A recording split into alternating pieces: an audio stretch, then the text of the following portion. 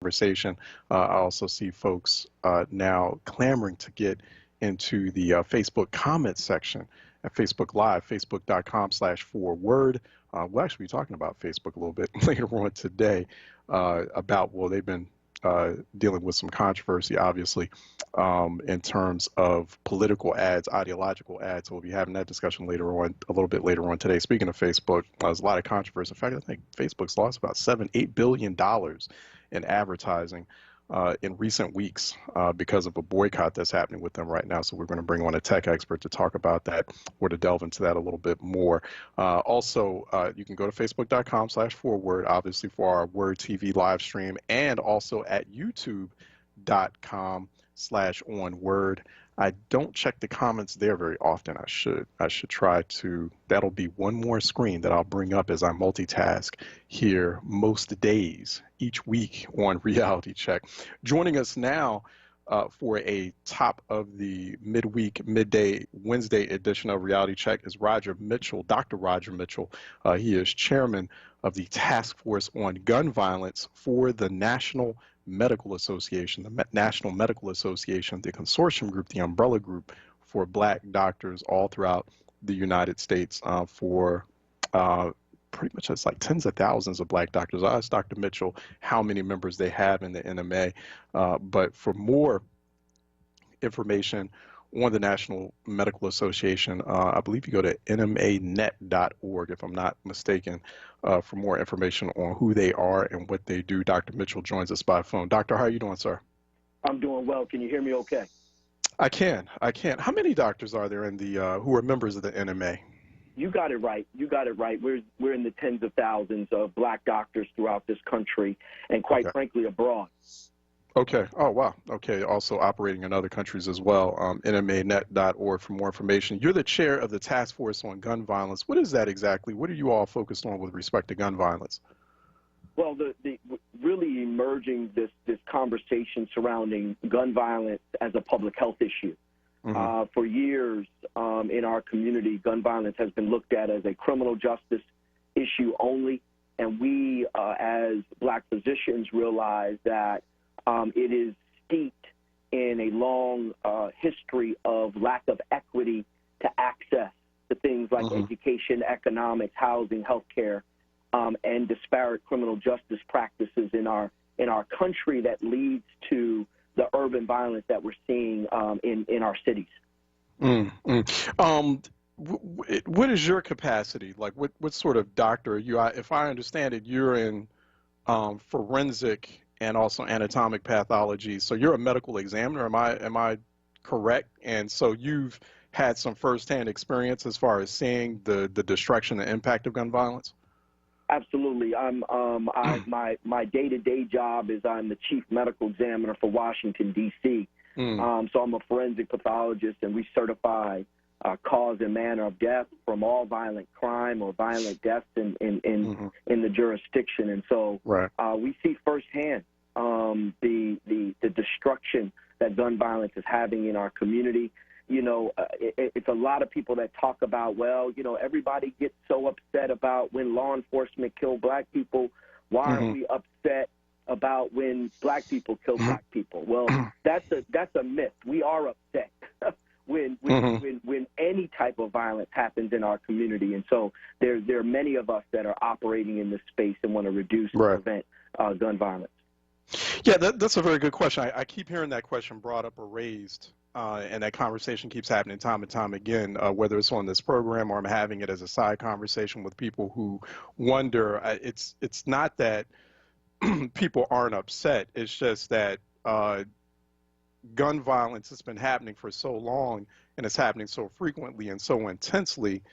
The structural gun violence that's happening inside of our communities, I want to get your thoughts on this. That one, it feels like a lot of folks in our community, you know, in some cases we're sort of mentally or psychologically immune to it because it's so frequent, or it's happening so frequently, or it's been such a staple of life in a lot of vulnerable communities for so many years, and communities we grew up in, particularly since the 80s and 90s. And, you know, so it's that's one. And then two, It just seems like we're not having that, we're not unpacking that conversation intentionally enough as a major public policy and public health conversation. I want to get your thoughts on that. Well, I agree with the fact that we've been desensitized, or many of our community has been desensitized. But I would be doing a disjustice if I didn't lift up all the community workers in every major city operating to try to support families and decrease gun violence. The interrupters that are stopping homicides on a daily basis, and it's so hard to count the things that don't happen. Right, yeah. But there's a lot of work happening for violence prevention. What is required is that we need everybody. We need all the talent. Violence is a preventable disease process, but it requires individual mentorship. It requires individual engagement with families to gain access to jobs and food. It takes individual work in communities. And so, later for people standing on the sidelines and talking about it, we need everyone to gather themselves and operate in communities that have been disenfranchised, our communities. Yeah. How do we achieve that, you think, when, there's just so much fear in these communities, right? So, people, there are a lot of instances in cities like Washington, D.C. I know there's been a spike in gun violence there for some time, places in D.C., along the D.C., Baltimore corridor, in Baltimore, Philly, Chicago, Atlanta, elsewhere. And we saw like a huge spike in violence, particularly since the July 4th weekend. But people are afraid, they might even know who the perpetrators of that violence are. They know who those folks are on a regular basis, but they feel afraid in terms of either coming forward to report those people, to tell them that, hey, these are identifying who's exacting violence on folks, or, even afraid to just come out and go about the business of which you were just describing, creating that framework of community action and response. And so how do we break through that? Well, it's not an easy answer. That's not an easy answer. The fear is real. But we have to fight through the fear, because lives are at stake, and those that have the wherewithal and capacity to support community really need to support community. As far as people that are bad actors that are engaging in violent behavior, then we want them to be brought forward or bring themselves forward, so that we don't have mothers suffering not only the loss of their loved one, but the injustice of people not being able to be brought forward. But let me tell you this, there's an old African proverb that talks about that when children or youth don't feel the love from their community, they will burn it down to feel its warmth. And so we have to move past it. I operate in the jail system. I mentor in the jail system and run a Bible study in the jail system. And what you'll realize is that what you've been scared of is really yourself, because we are no different than each other. It's just about unpacking the trauma that we've had to endure that has created callous in our hearts. And so this is a spiritual proposition, man. This is not just a physical, mental, policy construct. This is a truly spiritual warfare that we need to engage in if we're going to save our communities, and not be a savior to our communities, but be in our communities, working with our communities. Yeah. We're talking now with Dr. Roger Mitchell. He is the chairman of the Task Force on Gun Violence for the National Medical Association. He's also chief medical examiner for the District of Columbia, which is the city-state hybrid government overseeing Washington, D.C., the federal city, the nation's capital. Right, exactly. It is sort of a state logo. I used to work for a couple of mayors in Washington, D.C., so I'm very familiar with that, very familiar with how that government operates. So, but he's joining us here on Reality Check. What is the National Medical Association doing? So what are you all doing with the Task Force on Gun Violence? You're also calling for a public health emergency, or at least for, who would call that federal, that public health emergency? Would that be the federal government, cities and states? Are you looking for all three levels of government to put out that statement or that edict, that mandate that this should be responded to or treated as a public health emergency? Yeah, and we have a good template, right? We're in a pandemic. People understand this edict of a public health emergency that requires a coordinated effort across all government constructs. They understand what it means to have press conferences describing what is being done to support the health of a community. Now, we know that gun violence is not as easy as putting on a mask and socially distancing. It's more of a complex issue.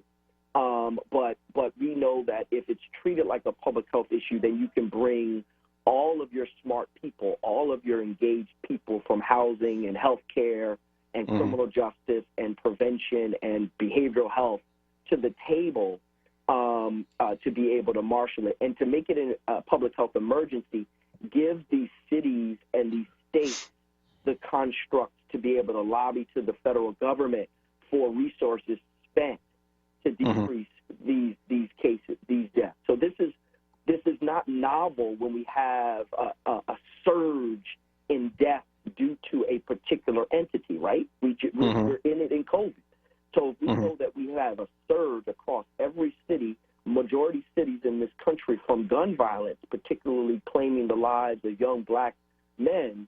Then we should be calling for a public health emergency now and developing the infrastructure to support a public health emergency. So, you know, we're asking for all physicians and policymakers and attorneys, the National Bar Association, whoever's involved to have this put in place. You know, Time Magazine just came out with a piece, and the title is "Gun Violence Killing More Kids in the U.S. than COVID-19. When will we start treating it like a public health issue?" And so programs like yours and Time Magazine and other media outlets may make it palatable for our leaders to describe this as a public health issue like we do here in the district. Hey, you know, I know National Medical Association, you have to maintain a nonpartisan stance, but there's sort of a tricky balance here in asking for the federal government's help to treat this as a public health emergency, because we're in the midst of this very consequential, very important, crucial election. It's a life and death election. And so how do we strike? You have an administration that would like to make this 2020 campaign a law and order election, to make it seem like, oh, hey, these urban centers are on fire. These black people are savages out of control. They're violent. They're killing each other. We need another term of this current administration. So I'm a little bit leery of like getting the federal government so involved in a public health emergency on gun violence in black communities, because one, not sure that they're even in a position that they even have like much less the moral authority, but they don't even have really the intent to do this correctly, to treat it the way that it must be treated. Look at the way they've managed or mismanaged, been criminally negligent as far as the pandemic is concerned. So now we're asking for the federal government's help in a public health emergency on gun violence. Well, you know, I put it this way: all policy, all issues are local. So, you know, local officials do not have to wait for the federal government to designate any type of health emergency. That is not something that they have to wait on. When a public health emergency is sanctioned, however, that gives Congress the ability to flow money into those communities to support the public health effort. And so I think we would be remiss if we're not attempting to use all the tools that are at our fingertips to try to save the lives of our community. And again, public health emergency monies, you know, are not going to law enforcement, right? So so that's not what we're talking about here. We're not talking about putting more law enforcement on the street necessarily, although law enforcement may play somewhat of a role. It's really about what are the prevention constructs in place. You probably can go to any major city and know that there's going to be a limit on the type of subsidy that is provided in jobs. Whereas the reality of it is that subsidies of jobs is extremely important. You have an organization in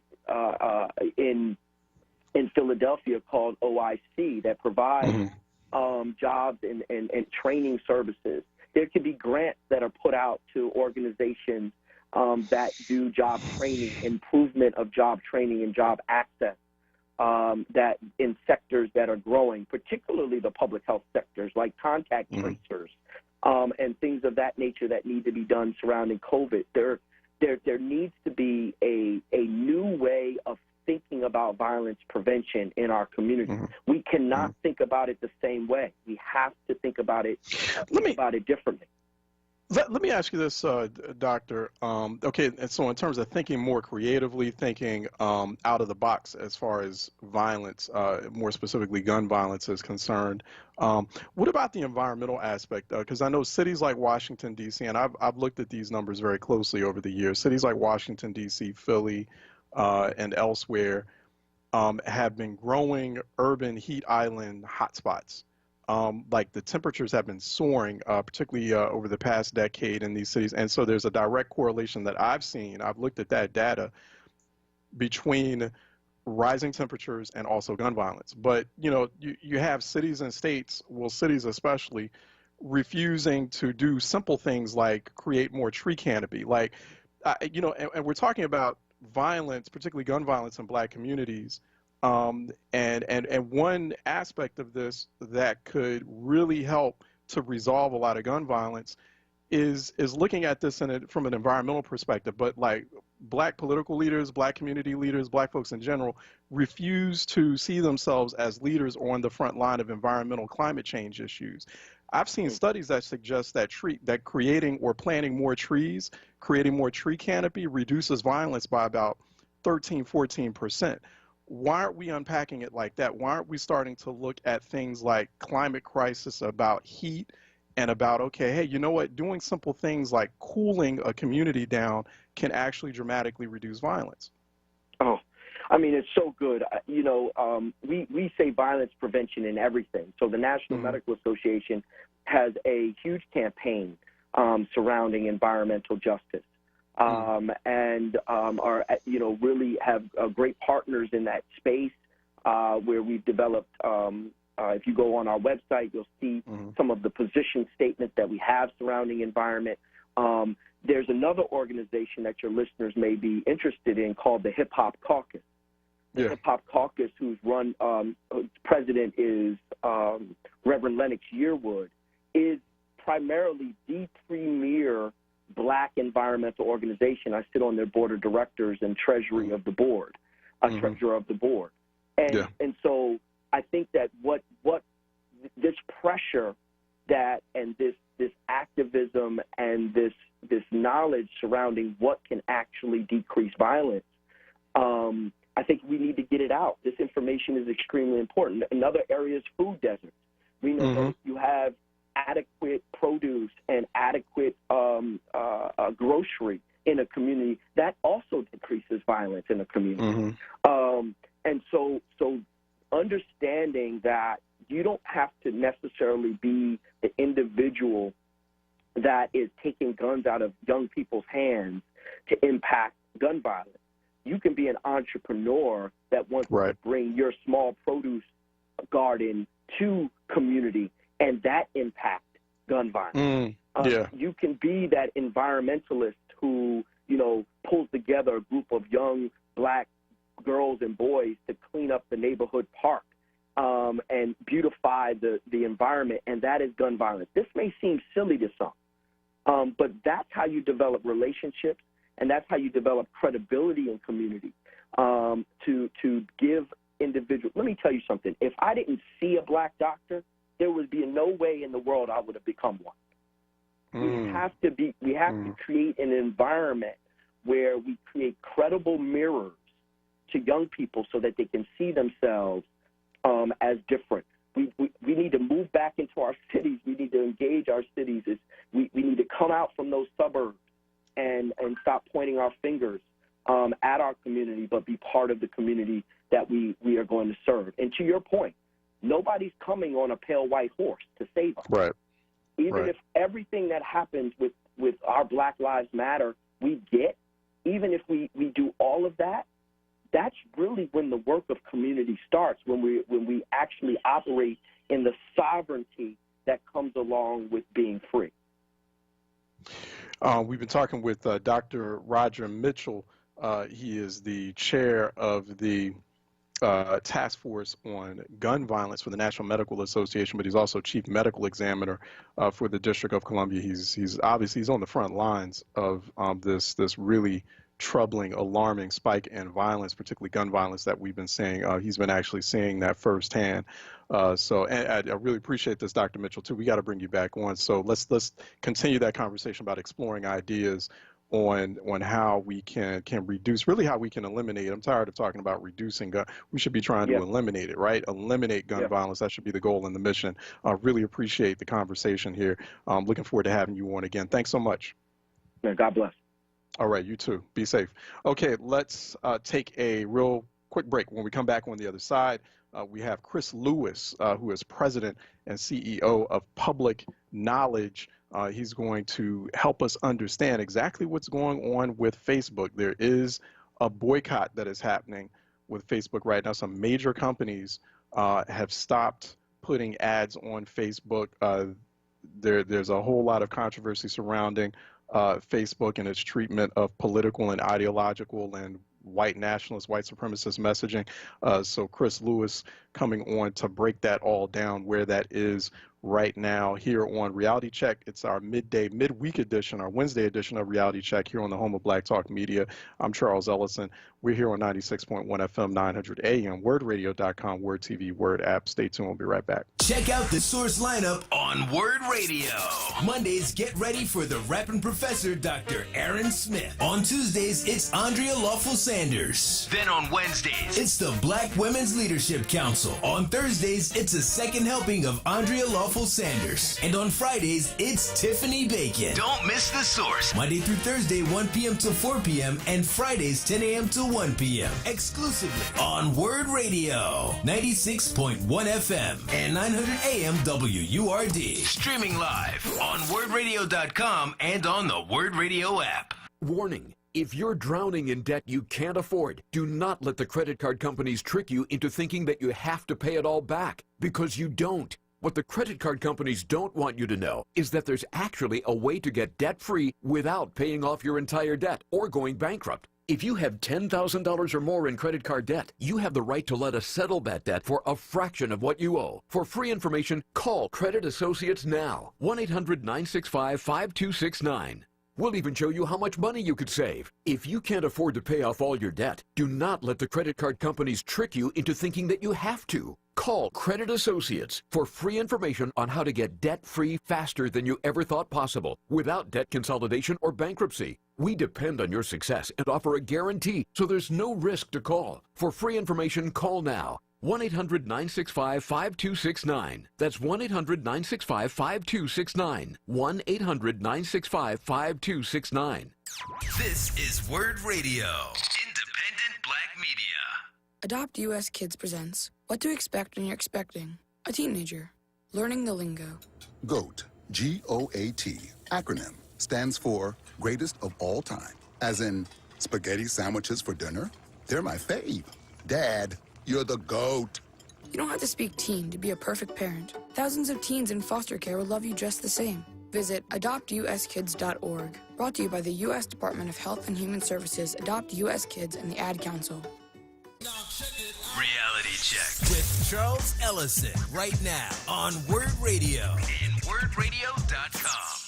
All right, welcome back to Reality Check, 96.1 FM, 900 AM through Greater Philly and the Delaware Valley, and across the nation, across the world. We live stream at wordradio.com and also Word TV, Word app on your favorite digital, your favorite smartphone or tablet device, whatever your preferred digital poison is, as I call it sometimes. We're on twitter.com at Ellison Report, hashtag Reality Check. As you know, we don't do Facebook. We haven't done that for quite a long time, and maybe for good reason. So we're about to talk about that a little bit, about what is exactly going on with Facebook. There's been a lot of controversy surrounding the very popular global digital social media platform. There are a number of major companies. In fact, I think one of the more recent companies, if I'm not mistaken, it was Coca-Cola recently pulled ads or announced that it was pulling ads as well from Facebook. Facebook has experienced somewhere in the avenue of a $7 to $8 billion loss in advertising revenue as a result of this boycott. We have Chris Lewis, who is president and CEO of Public Knowledge. It is a think tank that explores digital issues. Go to publicknowledge.org. He is at Chris_J_Lewis at Public Knowledge for more social media engagement there. Chris, how are you doing, sir? Thanks for joining us. I'm doing well. Thanks for having me. Okay, excellent. So unpack this for us a little bit. What exactly is happening with Facebook?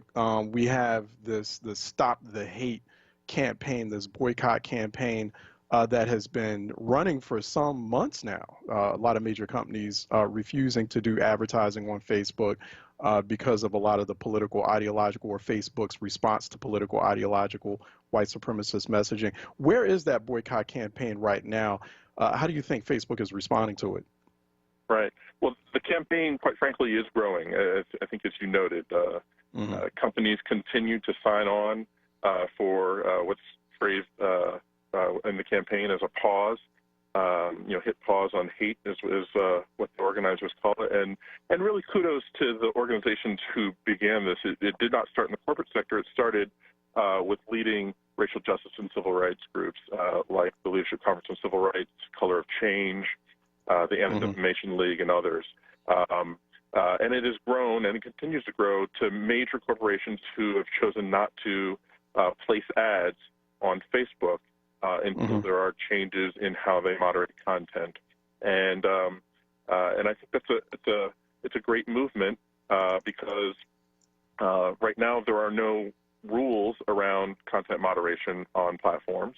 And so certainly while every digital platform or social media company is allowed to moderate how they choose, it does not mean that they can be held accountable by the public for those choices in moderation. And so Facebook is right now. How is Facebook responding to it? How is Zuckerberg? There are still reports that he seems somewhat still aloof to this.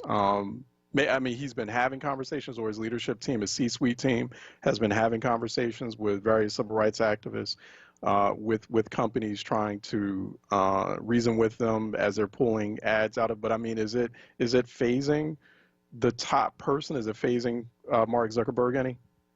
I think we're certainly starting to see it have an impact, but the campaign has not seen complete success yet. So some of the leaders of the movement that I mentioned, those advocacy groups, have been meeting with Mark Zuckerberg and his leadership team, and in those meetings, we've heard reports back that Mr. Zuckerberg and Facebook have agreed or have taken steps to moderate content a bit more, to look at political advertising, but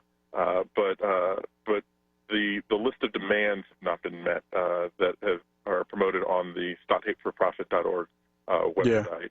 And these include things like including civil rights infrastructure inside the organization at the C-suite level.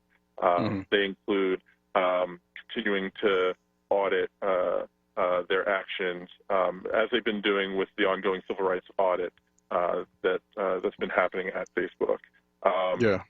They're looking for Facebook to stop recommending or amplifying groups that promote hate in their content, or promote misinformation in their content that can harm democratic processes. And so, there's a whole list of demands that folks can check out there on the website, but these are the things that the campaign is looking for, and hopefully it'll continue to grow until we see Facebook actually take actions on some of these. Yeah. So I'm a little bit skeptical here, however, and let's sort of riff here and have sort of an open brainstorm about this, because I'm a little bit skeptical as to whether or not this campaign will work, whether or not this really means. I think we had one of your senior fellows with Public Knowledge, Lisa McPherson. She was unsure in a blog recently on publicknowledge.org that this would be a reckoning for Facebook. I tend to agree with that, because, I mean, you have nearly 2 billion users worldwide for Facebook. I mean, what do you see, Chris? Do we see also a massive number of people deleting their Facebook pages? Like I personally, I deleted my Facebook page after the 2016 presidential election. I just couldn't do it anymore. It was just getting so weird. It was getting bizarre. I feel also on some levels I was being personally attacked. Not that I cared that much about being personal, like, okay, whatever, but it just was becoming, not uncomfortable so much for me as it was becoming for family of mine who were using Facebook, and I was doing public activities. And I said, I just can't do this anymore. I didn't like the way that they treated the election. So have we been seeing that happening, where I think that's probably the only way where it really will become a reckoning for Facebook, where they'll finally get it, where Zuckerberg will get it, if he sees a mass number of folks, of users, just deleting their pages and just saying, you know what, enough. Until you're not getting it, I'm just going to leave this platform and go elsewhere to other platforms.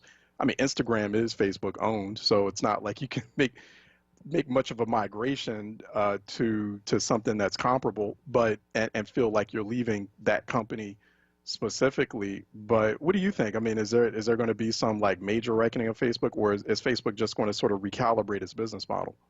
Yeah, well, there's a lot of what you just said there, Joe. So a few things. Number one, as my colleague Lisa wrote in our blog post, absolutely, we've seen over the years that when criticism comes towards something like Facebook, that they may apologize publicly, they may make small changes in their policies, but that they still feel free to continue to develop their business in a way where they kind of act and then ask for forgiveness later. And so certainly we've seen that on the privacy front, in how they collect user data, and then when rolling out services or tools that consumers or users don't like, then they walk it back a bit and apologize.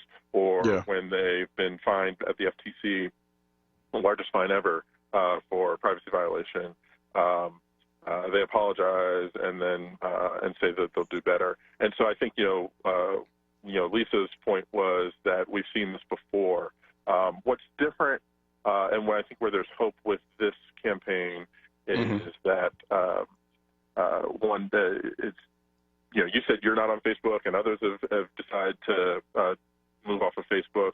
The real leverage is in how many users are on the platform, as well as the companies that use the advertising system, because that's where Facebook makes so much of its revenue, through those advertisements that are placed on the platform by major corporations.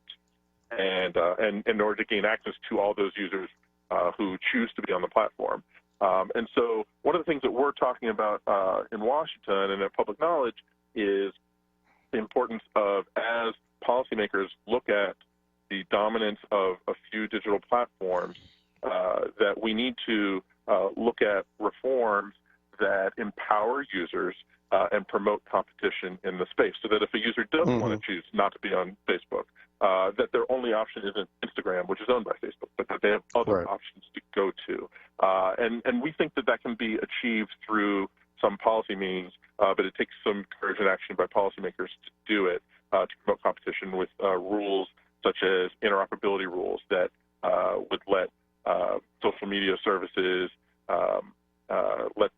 let the service work from one platform to the next, just like email works from Gmail to Yahoo Mail to you name it. Messaging could be structured to be in the same way. Facebook owns Facebook Messenger. It's a popular messaging platform, but maybe someone doesn't want to be on Facebook. And so to be able to message across platforms in an interoperable way, there are rules like that, non-discrimination rules as well, in how data is collected and whether that data can be shared, or whether that data is protected from the dominant platform to when it's used by a competitor platform. These are all sorts of things that we think policymakers should be looking at, so that competitors can rise up and be that alternative to a Facebook, and empower the users to make the choice.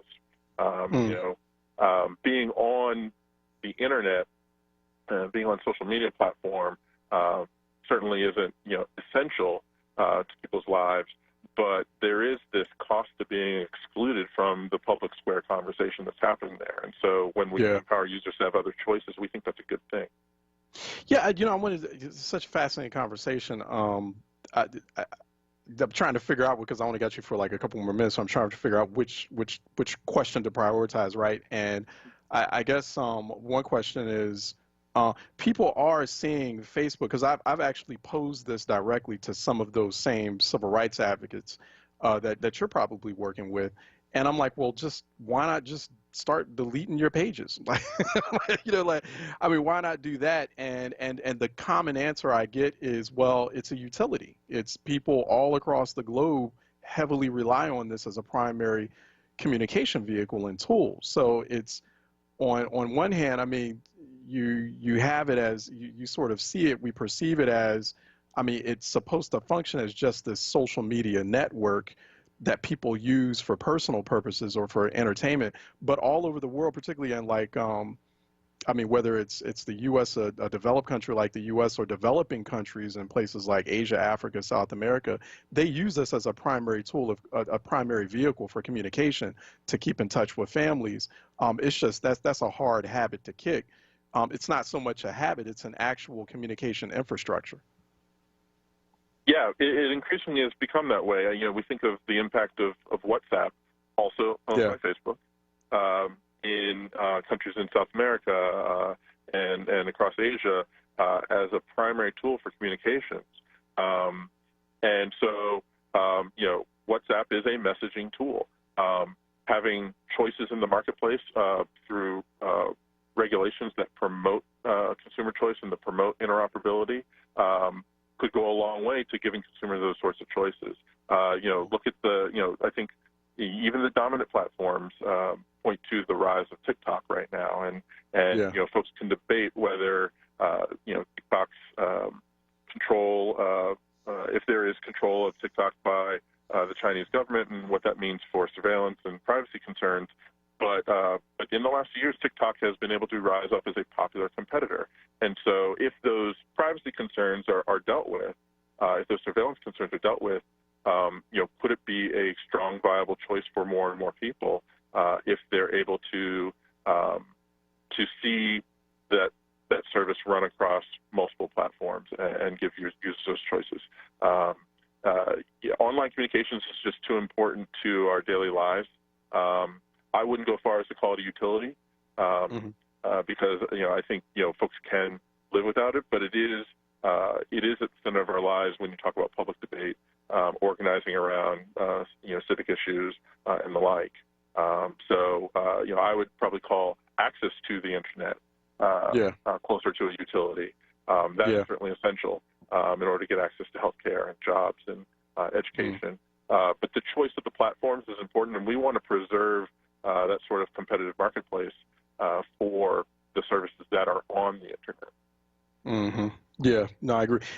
Chris, we gotta have you back because there's a whole bunch of different things that we have to discuss. I want to get into that conversation with you about universal broadband for students K through 12. I know that's something that you guys have looked at occasionally, and also looking at the pace with which lawmakers, city, state, and federal, are operating in response to an issue like this, like what we're discussing now. So, because you've got all these like older lawmakers from a previous generation, they have no grasp of the digital space that we live in now, to folks who have no expertise in these sorts of very complicated, complex issues. Many of them are lawyers, or many of them are from other spaces. So that's another issue. So I definitely want to bring you back, and we'll talk more about it. I'd love it. Yeah. Excellent. No, thanks so much for your time. Really appreciate it. Chris Lewis is the president and CEO of Public Knowledge. Go to publicknowledge.org for more information. Joining us here on Reality Check, our midweek edition. Chris, thanks so much. Be safe out there. Thanks, Joe. All right, take care. All right, let's take a break. And when we come back on the other side, phone lines are open at 215-634-8065. Toll free, it is 866-361-0900 here on Reality Check. Let's take a break and we'll be right back. In Pennsylvania, everyone counts, and everyone needs to participate in the census. Our population count determines our voice in government and how much federal funding our communities receive for health care, food assistance, education, transportation, housing, and more. So every infant and child, every foreign and U.S. citizen, everyone matters. For a stronger future, we all need to count. To learn more, go to pa.gov/census.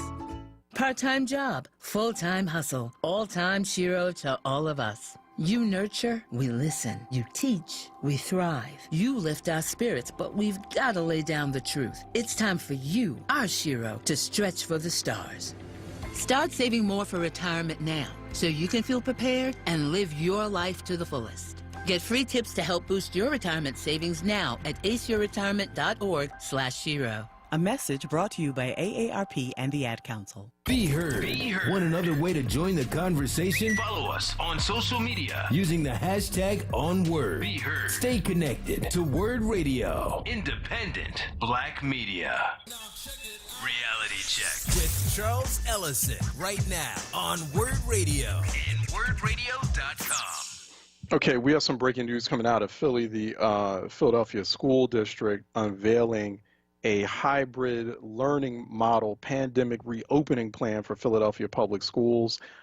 So schools will reopen in the city of Philadelphia for 5 days a week, but students will attend in-person classes at least twice a week. So it's going to be a hybrid learning model, a blended approach with a combination of online learning and also in-person instruction. But Philadelphia School District unveiling its plan to reopen in the fall. The plan would call for spacing desks 6 feet apart and for no more than 25 people in a classroom whenever feasible. And so also students and teachers from pre-kindergarten through 5th grade will be provided with face shields to facilitate interactions for those younger students who rely in large part on facial and visual cues. And students are going to receive a maximum of 2 face shields and 5 masks per week as needed. Children between 6th and 12th grades are required to wear masks and may either use their own or use one of the ones provided daily by their school. Teachers in these grades, however, will not receive daily masks from the schools, and students with specific or sensitive medical conditions, like neuromuscular conditions, was that tracheostomies, I think I'm pronouncing that correctly, autism, hearing impairment, they'll be exempt from wearing masks. There'll be, so there's certain medical conditions which would also be quite a burden on students with certain medical conditions, so they would be exempt from wearing masks. The Superintendent Height, is saying that he was advised by health guidance from the policy lab at Children's Hospital of Philly, as well as guidance from the Centers for Disease Control and Prevention and a number of other sources in unveiling this plan. So it's going to be a hybrid learning pandemic reopening plan for Philadelphia public schools that might not satisfy everyone, that might satisfy some. Definitely I know there's going to be a lot of controversy there and a lot of folks who are going to have a lot to say about that reopening plan. So definitely feel free to call in or feel free to comment. 215-634-8065, toll free 866-361-0900 here on Reality Check. 215-634-8065. 866-361-0900 here on Reality Check. Let me go to, and also, by the way, too, you want to go to philasd.org, Phila SD, the SD standing for school district, but philasd.org /coronavirus/school start 2020. But I'm sure if you go to philasd.org, you'll pretty much see those new guidelines in full view and front page view on the Philadelphia School District's website. So, now's the time also to provide some input as a concerned parent, as a resident of Philadelphia. Look into it and also let the school district hear your concerns and maybe come up with ideas on making sure that this reopening happens smoothly. So I don't have much information yet, and probably just we'll try to get some school district folks on to talk more about it. But it would also be good to know more about the plans for it. I'm not seeing that just yet, but we'll find out. What are the plans as far as disinfecting schools, keeping schools clean, also keeping bathrooms properly and adequately supplied with soap. Soap is, the two things that are very effective in this pandemic, and this has been all throughout: wearing the mask and washing your hands. Wearing the mask and washing your hands. Repeat it again: wearing mask and washing hands. And in order to wash your hands, bathrooms need to be supplied at all times with soap. You got to have soap, paper towels. Philadelphia Public Schools have always, even when I was a kid going to Philadelphia Public Schools, there were problems, but they had still not got the supply of soap and paper towels and toilet paper right. Even when I was a kid, and that was a long time ago when I was attending Philadelphia Public Schools, they still have not completely 100% gotten that right. They're going to have to get it right. They're going to have to be 100% perfect on that. And that's just the basics. But people are going to want to know, like, well, how often are you going to be cleaning and disinfecting the schools? How is that going to happen? So we'll see. Let me go to AC out of West Philly, who's calling in for a reality check. AC? Yeah, good afternoon, Charles. You always give me the comment on something I didn't call about, but right quick, and one of the other big threes is safe distancing. How do you practice safe distancing with children? And then another one is ventilation. Without the windows working, we have old buildings, so you're supposed to have ventilation. Open up your windows when permissible. Well, half the windows don't work. So I think, as I called yesterday, L.A., San Diego, and Atlanta have it right. Why take a chance? And if somebody gets sick, you have to really open up testing to everybody in the classroom. How do you do that with HIPAA? So it's just a crapshoot, Charles, and I think they shouldn't do it with children's lives. Forget for a minute the adults and everybody else, the children. Yeah. We're talking about the children who could take it home to grandma. So just close it, shut it down. We can get that time back, but you can't get lives back. But let me go into my points. I don't know why it's so hard to really for people to get that. That's why I said you raise some really good points, AC. And so I'm not going to disagree with you. I do think that, and I don't know. I mean, we haven't talked to the superintendent. Superintendent doesn't come on reality check. It would be nice, but I'm going to give him a little benefit of the doubt here. Maybe he's thinking from the perspective of, there are a lot of, we have a way higher number of low-income and socioeconomically distressed students in this public school system than they do in places like San Diego, which is very wealthy. And LA has a high number of low-income, socioeconomically distressed, but it's a different kind of poverty. It's not, they have a big homeless problem out there compared to what we have out here, but I think some folks are just trying to figure out, like, okay, well, if these young people are not in a school setting 5 days a week, then where are they? What are they doing? Like I just saw like a ProPublica report where there was a young black girl in Michigan who just got put into juvenile detention by a judge who, she had essentially, who considered, she was already in trouble. She had already did some things and had already had some scrapes with the law, but she wasn't attending her online learning classes, wasn't doing it, just wasn't doing it at all. She was depressed from just the whole big transition that was going on with the schools.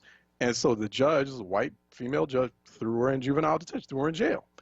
So it's like those questions are coming up, and I think that those are questions that some school districts are grappling with, particularly in very distressed, socioeconomically distressed places like Philly or Detroit or elsewhere. That's why I'm thinking that's maybe where folks are coming from. I'm not saying that I agree with where they're headed with this. I'm just saying that people are really grappling in a really difficult way with this. Go ahead, AC. I'm sorry. Yeah, and I just say one thing before I go to my 2 points I called about. None arise above life or permanent disability. So I'll just end it with that. No, you're very much right. You are correct on that, AC. Yeah. Yes. The Postal Service memo details difficult changes, including slowing mail delivery. That makes me think the first thing I thought about, other than my personal mail delivery, is the election by mail. So I think we need to keep a very, very close eye on this, that the Postal Service came out with a memo from their new Postmaster General yesterday, and people can Google that, where he's saying he wants to see the mail slow down rather than to pay overtime. So I think we have to keep our eye on that with the election coming up and a lot of voting by mail. Yeah, I agree with you on that, AC. I think there's some sort of press conferences will be coming up. I think Philly Black Clergy is putting together about voter registration. People don't need to focus on voter registration right now. We got enough folks registered, especially in Philadelphia. People need to focus on making sure that people are turned out and they understand how to use vote by mail and coming up with some alternatives to get voter mail ballots to mailboxes, or not even so much the mailboxes, but to election commission offices. That's what we need to focus on. I meant to say that I saw that, like, it's a day late and a dollar short to be doing like some big, massive, ambitious voter registration program. I'm gonna put that out there. I'm kind of like, we do these big, massive, ambitious voter registration campaigns, particularly in Philly. You have a situation where like over 1 million people out of a city of 1.6 million are already registered to vote. Make sure they turn out. That's the problem. It's not registration, it's turnout. How are we figuring out turnout, and how are we figuring out a new out-of-the-box way to ensure that there's not a massive crush or rush or crowding of people at polling locations on November 3rd, and that there is an orderly and seamless process that's occurring, that's a vote by mail throughout a month or a month and a half space of time. That's the stuff that activists, that advocates need to be focusing on, particularly in places like Philadelphia, like Pennsylvania, not on voter registration. This is kind of brave of me to say. I know it's bold because people always, when they think of elections, they're thinking of voter registration. If you ain't done voter registration by now, you know what I'm saying? Like, it's like we got just almost like pretty much a few more months left before we get to the election. People just now want to do these bold, big voter registration. Like, folks know it's going to be about the turnout. How do we facilitate better, more robust turnout? Not how many more people can we get registered in terms of a focus. Let me, I'm sorry, I went on a stride there. Let me take a break. When we come back on the other side, you know what? Actually, Lulu out of Mayfair, hold on one second. I'll just take your comment real quick after we do this real quick break here on Reality Check, 96.1 FM, 900 AM, WordRadio.com, Word TV, Word app. Stay tuned. We'll be right back. Start every Sunday the right way with Sunday Morning Praise, hosted by the Reverend Louise Williams Bishop, every Sunday morning beginning at 6 a.m. right here on WURD, 96.1 FM and 900 AM, streaming live at wordradio.com and on the Word Radio app. I'm Joe Biden, candidate for president, and I approve this message. I'm asking for your support to join our team. We need a leader to unite this country. We need a leader who will push an agenda to move everyone forward, to share in our country's great economic prosperity. Someone who will lead, but also who will listen. Someone we can be proud of. This election isn't about me. It's about you, your family, your community, and our country. Paid for by Biden for president. This is not a fad for us. We will not resume our regular programming when things die down. We're not black to help our bottom line or because it's politically correct. We're not joining a fight. This has been our fight, our message, our people. Black lives have always mattered here. We are undeniably, indefatigably, unapologetically, permanently Black Talk Media. WURD. This is Word Radio, 96.1 FM and 900 AM WURD Philadelphia. Black Talk Media. Reality Check with Charles Ellison right now on Word Radio and wordradio.com. All right, welcome back to Reality Check. Real quick, let me take this this call from Lulu out of Mayfair. She was waiting very patiently while I went on a rant just before the break. Ms. Lulu, how are you doing? Hi, I'm doing fine. This is my second time calling, and I love the narrative. Thank you. And I'm calling about, you mentioned about how the children are coming back to school. And what I love about it, I think it's ingenious. You start off with a class that's, 30, 35, and all you do 20, is 25, yeah. Yeah, Oh, yeah, you can go down to 25, right. And you just eliminate 5 children. I mean, that's ingenious. And then you're saying also to the point that if you have pending problems, you may not even need to wear a mask. That's wonderful as well. And the fact that they couldn't even clean up asbestos within the last 60, 70 years, I just think it's just a recipe for disaster.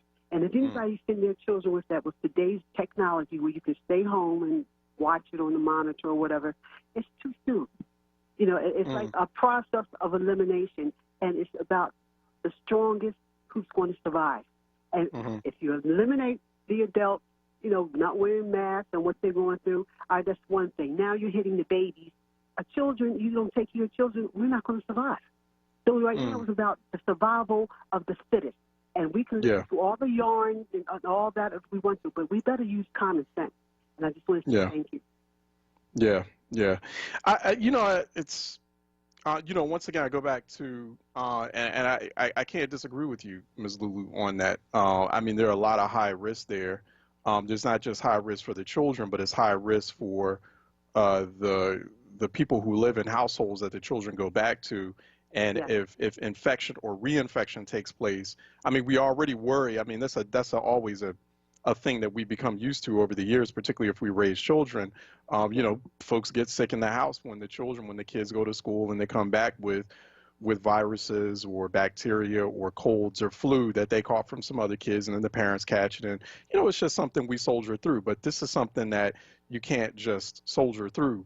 It's a coronavirus. It's very hard. Even if you don't die from it, you can get damaged for life in a number of ways. And so, I was just listening to NPR yesterday to a woman they were interviewing, and since she's had COVID-19, a severe case of it, and she recovered from it, but really she hasn't, because she has daily headaches. She has nonstop 24-hour-a-day headaches, just nonstop. And that's that person, and each person is different, so you can't curtail how everything's going to be. But I know one thing is babies, those things, they pop off your face. They only want to give you 2. And children, they might get a little scrap or something like that, or somebody dare them. I dare you take off your mask. They're kids. You know what I'm saying? And so they have to find another methodology. I don't care what they say. If you want to survive right now, you better wear a mask and take heed and don't listen to what the so-called professionals are saying. Because, number one, they told us only the professionals should wear the mask, no one else. So they lied to us from the beginning. Hey, Ms. Lulu, real quick, let me get your thought. I'll give you 30 seconds here. But, there's real challenges to just it's not as simple, however, as just keeping children home, away from school, and having them doing an online. Not all kids are built to do online learning. Like, online learning has its own challenges. I mean, it requires a lot of discipline.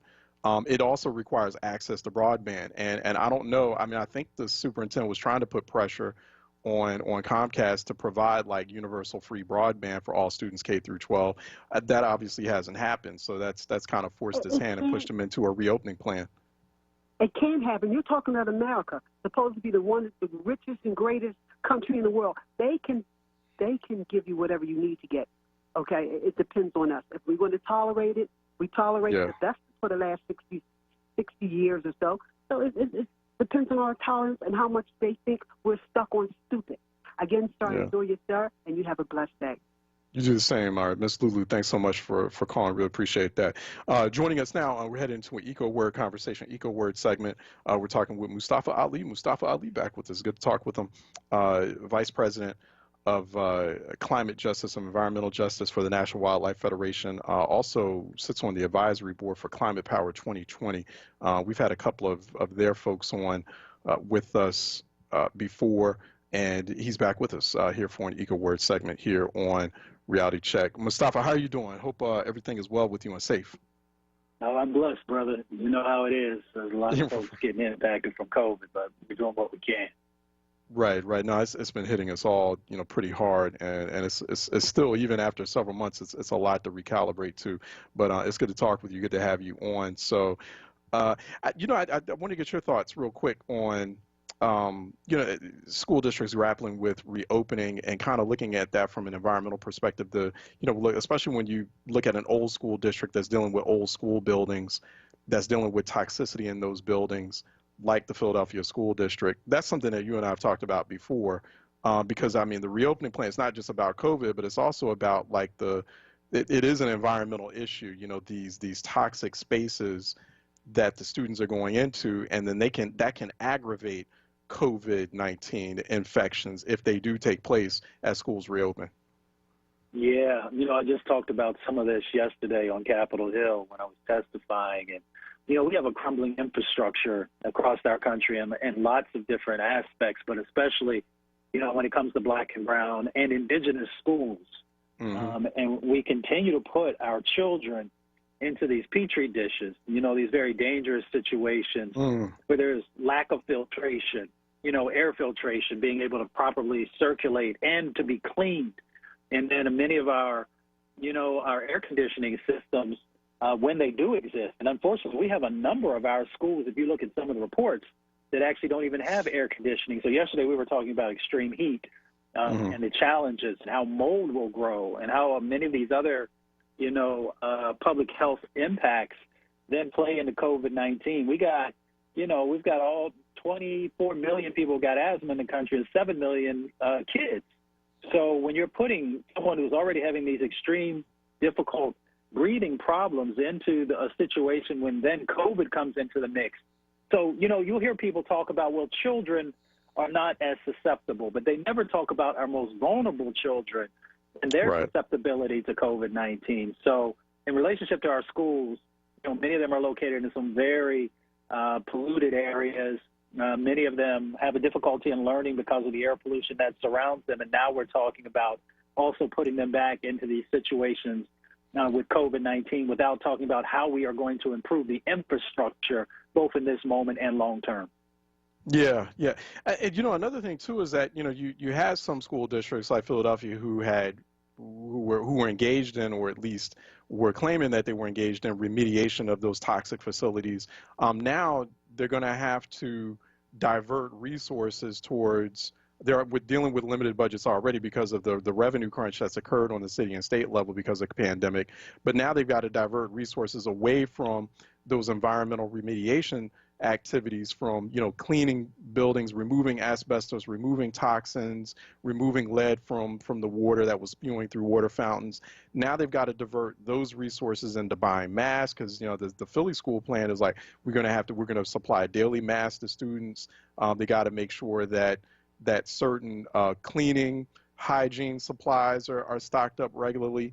That's going to take a lot of money, to supply that to kids on a near daily basis. And so that's another problem. So I mean, were we saying at some point, Mustafa, where before pandemic schools were saying, hey, you know what, we need to either modernize schools and we need to also environmentally remediate the schools, the old schools that some of these children are in, but now that's all going to be put on the back burner as a result of this kind of reopening plan, or this push to reopen? Yeah, and we should just call out the fact that there's a difference between the amount of resources that our public schools have and private schools have. And private schools, in some instances, are in a much better position to be able to make some of the changes that are going to be necessary to safely have kids come back, where public schools, just don't have that. And then we should also point out the fact that as we're talking about bringing kids back to schools, then we're also talking about, the need to shrink classrooms, classroom size, I should say. And the restructuring that has to happen there, and the fact that you're going to have to hire additional teachers.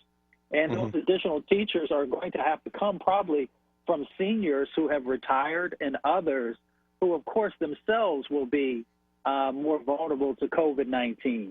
So there are a number of dynamics that folks need to be thinking critically about, and the federal government needs to take leadership in this space. Yes, local school boards and others make choices, but the federal government could move the resources to support the decision-making that has to happen, of course, on the local and county level. Yeah.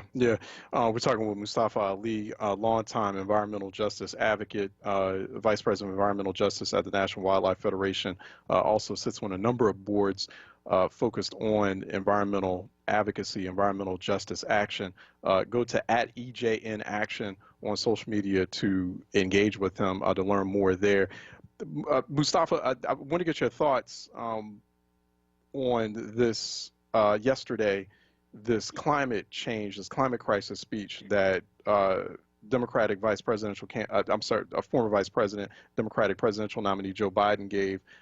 He views climate change, definitely as an urgent issue that the country has to tackle, that the world has to tackle, but he views it in the frame of an economic opportunity. I want to get your thoughts, your first impressions of this climate change speech that he gave yesterday in Wilmington, and whether or not he hit the right points, the right marks for you.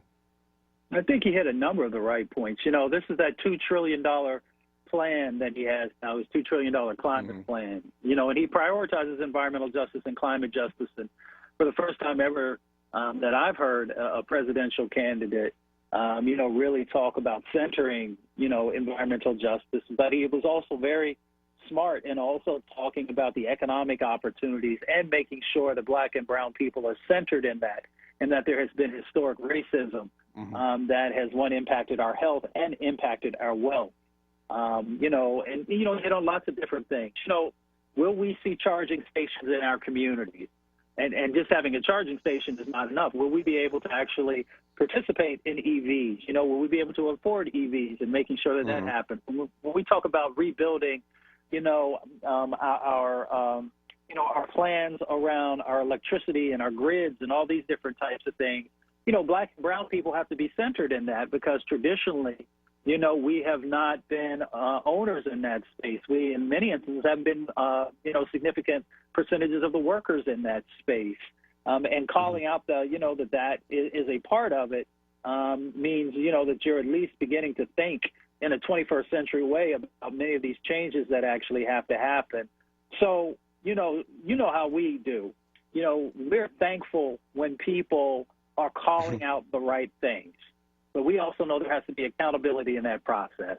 And no matter what leader it is, we have to continue to push them to make sure that they do the right things. I appreciate that Vice President Biden has been having meetings across the country with environmental justice leaders and frontline organizations to make sure that the framing and his understanding is anchored in the realities of what's going on the ground.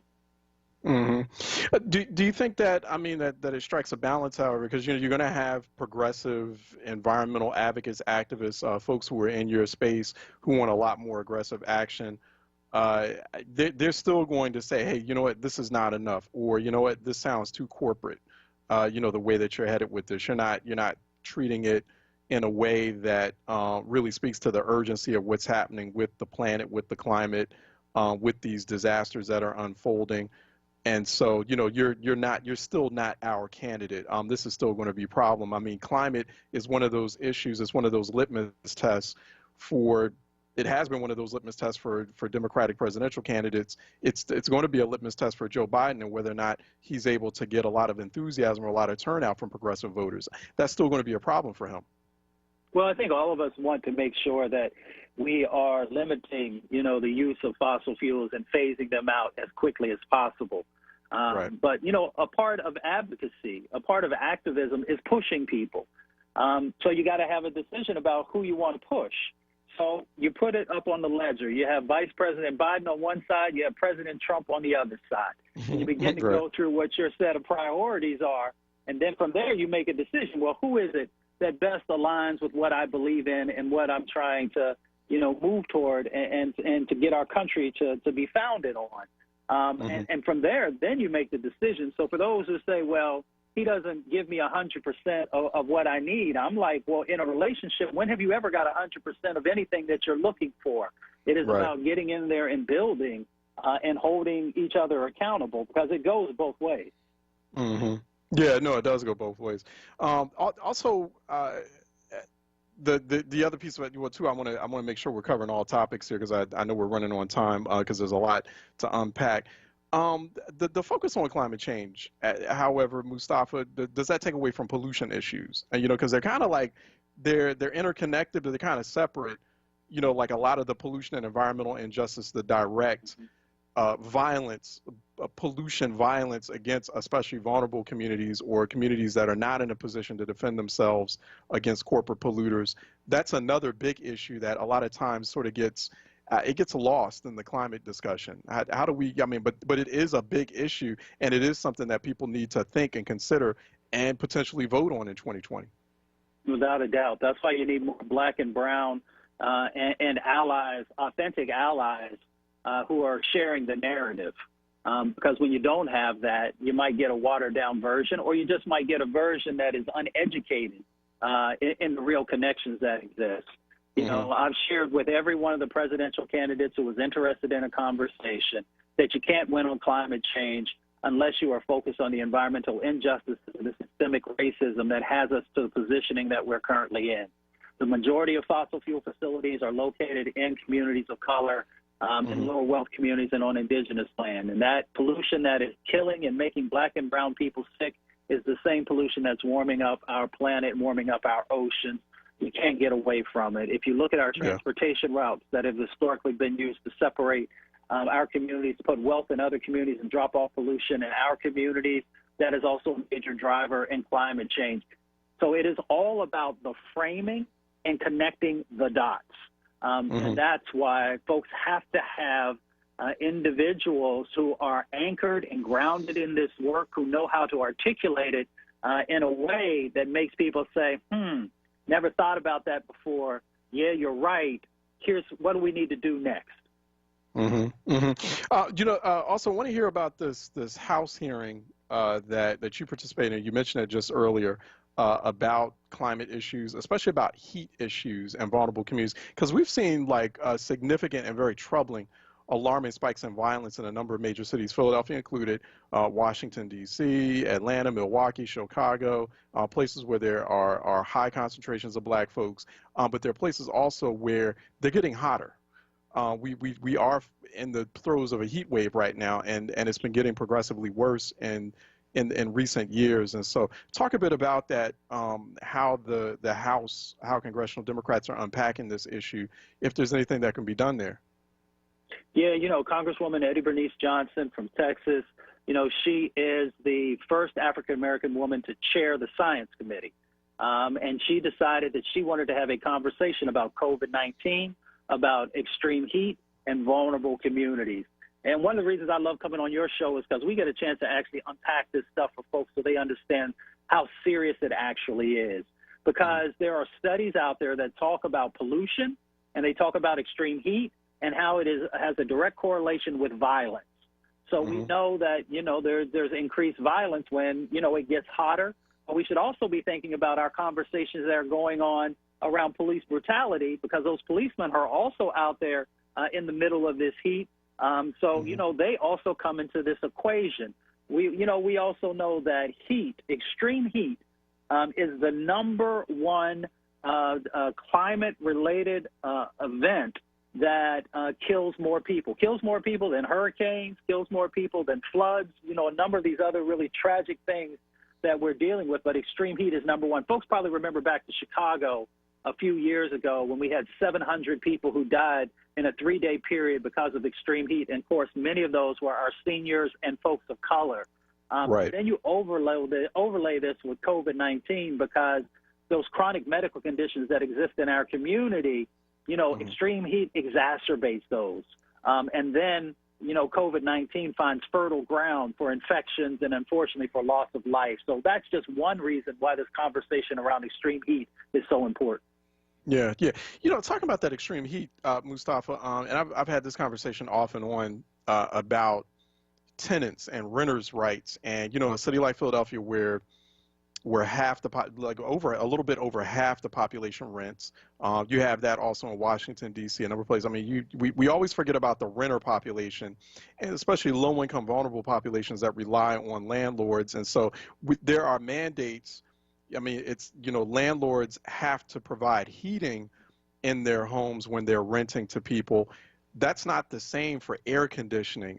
Is that a direction we need to go into? But then I'm also a bit cautious about that, because it's not like air conditioning is the most is the most easy thing on the environment. I mean, air conditioning can create a number of burdens and challenges as far as the environment is concerned. But do we need to go in the direction of like LIHEAP-like mandates for air conditioning, LIHEAP style or level funding for air conditioning, or some sort of cooling alternative for populations that need air, that need cooling spaces when you have these heat waves like this? And now we're getting longer summers. We're getting into a situation here. We have very short winters.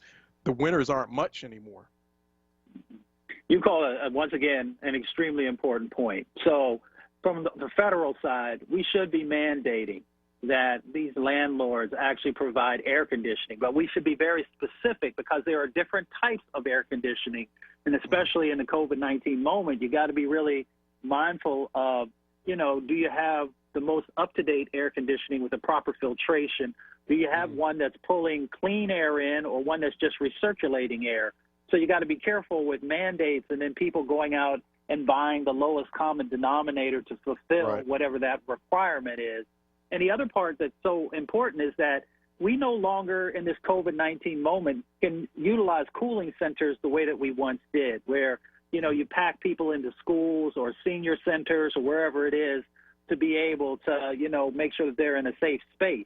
So that's another reason why we have to move forward on getting, you know, the most modern, the least impactful to the environment, air conditioning and air filtration systems, so that seniors and others are protected, because our traditional models won't work in this COVID-19 moment because you can't get as many people into a space, and you got to make sure that you have the right types of air filtration and air conditioning once you get people there, or you could get them sick. Yeah, and that type of technology, that type of AC technology, I agree with you, is there. That's a topic. Like, let's definitely push on that and talk about that at a later point. We've been talking with Mustafa Ali, longtime environmental justice advocate, nationally renowned environmental justice advocate, also vice president of environmental justice at the National Wildlife Federation. Go to @EJNAction, @EJNAction for more there to talk with him and to engage with him. He joins us here occasionally on Reality Check. We've had an onWURD discussion. It's good talking with him. Mustafa, we'll be in touch. Take care. Stay blessed. Be safe. Be safe. All right, you too. Okay, let's take a break, and when we come back on the other side, we'll be going to. Oh, I'm sorry. Yeah, actually, we're going to open up the phone lines first, 215-634-8065, and then toll-free 866-361-0900. G.S. Potter, our contributor, is coming up next to talk about the politics of the day. Phone lines are open in case you'd like to join in on the discussion as well, 215-634-8065, toll-free 866-361-0900 here on Reality Check. G.S. Potter coming up next here on Reality Check. Let's take a break and we'll be right back. Always Best Care is a great place to work. Flexibility, leadership, purpose, great benefits. There's never a dull moment. Diversity, inclusion, compasión. We love our jobs. If you're looking for a great place to work, you can join our compassionate Team Green. You can apply online at teamgreenabc.com or call 267-909-9248. Teamwork makes the dream work. No fear, just facts. This is WURD, independent black media. I would like to play a little tune I just composed not so long ago. Hey family, do you like hearing the best jazz selections aired by three of the best jazz announcers in Philadelphia? Well, tune in to 96.1 FM, 96.1 FM, and 900 AM, WURD Radio, independent black media. For Freedom Sounds of Jazz. Freedom Sounds of Jazz. Hear Freedom Sounds of Jazz 10 p.m. Fridays with your hosts in rotation, Aquila, Jonathan Bay, and David Fritz. That's 10 p.m. Friday nights on WURD 96.1 FM and 900 AM, independent black media.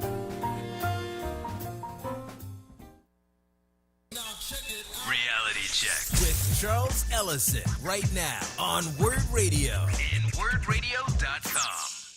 All right, welcome back to Reality Check. We're headed into a session with G.S. Potter, our regular contributor, G.S. Potter. 215-634-8065, toll free 866-361-0900 here on Reality Check.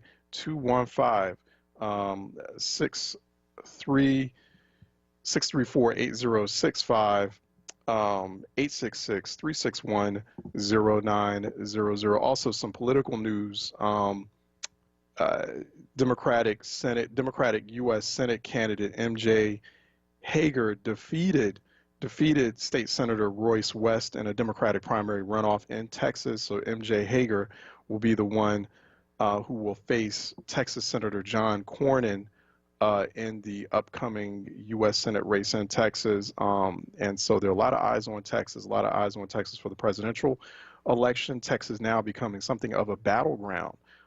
Normally it's a little bit a reliable tinge of red in previous presidential elections, but looks like Joe Biden will be giving Donald Trump, or at least according to latest polls, will be giving Donald Trump a run for his money in the massive state, a lot of electoral college votes there, the massive state of Texas.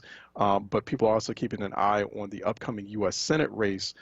Senior Senator John Cornyn not raising a whole lot of money there either, but there was a rather bloody Democratic Senate primary runoff that took place last night.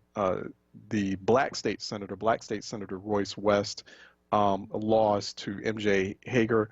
Hager is a white woman, also a former combat veteran as well, and she was able to defeat Royce West. And so the Democrats definitely going to have to unify to take on Senator John Cornyn, Republican John Cornyn. There also in Maine, Maine House Speaker,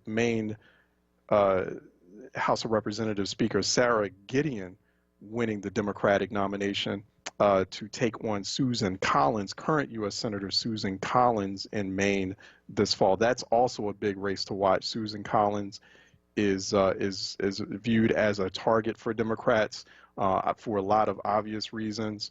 A lot of folks in Maine not too pleased with Susan Collins and some of the stands that she's taken beside Trump in recent years. And so Sarah Gideon, who's young and also also has been quite an able Speaker of the Maine House of Representatives. She's also half Indian and second generation and third generation Armenian. So she would be a woman of color. If she were to win that race against Susan Collins, she would be another woman of color heading to the U.S. Senate in the fall. She should be able to raise quite a bit of money, and she is known as one of Maine's more prominent and powerful politicians. So that is something that Susan Collins should worry about this fall. G.S. Potter, a regular contributor here on WURD, WRD's Reality Check, and also contributing editor for the B Note or the bnote.com, joins us here by phone. GS, how are you doing? I'm hanging in there. How you doing? Okay, great. Are you watching those Senate races? It's fairly interesting. I mean, kind of what we're seeing and the types of Senate candidates that we're seeing, popping up in places like Kentucky. We have Amy McGrath in Kentucky, who was able to beat State Representative Charles Booker, taking on Mitch McConnell. Now you got MJ Hager, former combat, tattoo-wearing former combat veteran. She wears her tattoos proudly, in fact, there in Texas, out of Austin. She's going to be taking on John Cornyn, and now Susan Gideon. I just want to kind of get your first thoughts on that, if you think some of these candidates are, if Democrats have a real good chance of retaking the Senate. I say this a lot of times, and it frustrates people, but I'm going to say it again. Yeah. I think you can have the absolute best candidate in the world. It's not about your candidates. It's about your constituencies and how you mobilize them. So I think Texas can have an amazing shot, and they should have an amazing shot, but they're going to have to go in really hard speaking Spanish and bringing up issues that speak to Spanish-speaking low-income voters, because that's who needs to be mobilized there. I think in places like Maine, that's pretty exciting. That's a lot of white people politics. Women of color up front, that's really awesome. There's not much communities of color up there to mobilize, but I hope they get their messaging on track to, especially in terms of opposition messaging against Collins. I think the note they're hitting has been wrong. It's truth. It's true. She's very disappointing, and she hasn't done exactly what she needs to do. But I think we need to come at her a little harder. So I think definitely it's exciting to see hard challengers coming up in places that we have not seen them before. Right. But you and I have talked about this before. Demographics are changing. We're supposed to see these things coming. I'm glad to see these challengers up. But, again, if we don't mobilize the people we need to mobilize, then we're not going to do what we need to do come election month, as you like to say. Yeah, I agree with you on that. I think we saw like a hint of that in Kentucky with that primary. Because Charles Booker, he was a long shot for that primary, but he really gave Amy McGrath, he was like right on her heels. He gave her a run for her money. And that was because we saw pockets of black voters coming out in substantial numbers, even in like a pandemic primary. And, going to those polls, overwhelming those polls, and it was very limited polling locations. I don't know if it was from what I heard from folks in Kentucky, it wasn't just because of limited polling locations that we were seeing big crowds of folks, because you can see big crowds of folks when you just got like a few polling locations. So that's kind of like a natural sort of reflex to an environment like that's being set up like that, set up to fail like that. But we saw that last year in the Kentucky gubernatorial race. Andy Beshear did. Maybe he was listening to folks like you. He was like, you know what? I know about some pockets of black voters that are typically untapped in Kentucky here that can win me this gubernatorial bid. And, places like Louisville and surrounding counties, et cetera. Booker was doing the same thing when that Black Lives Matter movement or moment happened, and McGrath almost lost out. So obviously Royce West wasn't able to tap into that in Texas to any great effect. But maybe we're starting to see, maybe people are starting to see, hey, you know what, there's some lost voters over here I need to get into. See, I think you're exactly right, and that feeds right back into what I'm saying. Again, defensive strategist here. If we don't do what we need to do, we could have the best candidate, and we can even kind of try and tap into those populations of voters. But the Republicans also see what's happening. It was interesting to me. I did not expect the Republicans to start shutting down polling places for the Democratic primary. That really got my antenna up. So I think that there was I think they wanted some white-on-white contestants coming into the Senate race. I think Booker could have won that race if we were on top of our game, making sure Kentucky wasn't shutting down polling places in the way they was. So I'm looking really deeply into Kentucky and what went down there. But we have to expect that the GOP is going to see what we're seeing probably before we see it, because they hire more people about it, and they're going to put in strategies to keep people from getting to the polls. So if we want to see those constituencies win, like in places like Pennsylvania, we need to make sure we have more drop-in ballot places and more polling places open. We need to do this in Texas, again, in Spanish-speaking low-income communities. We need to do that defensive work against the Republicans trying to shut us down. So if we do tap into those communities, we can get them to the polls and make sure those votes count. So there's all these steps in this chain. And we kind of tend to focus on one of them or two of them, and then we forget the rest of it. And if one link breaks, then there goes the election for us. So, yes, I think it's awesome. Especially work like Higher Heights. That organization inspires me so much, focusing in on Black candidates and getting people mobilized to support them. Like, if I could be an organization, I would want to be them. Like, they're so awesome.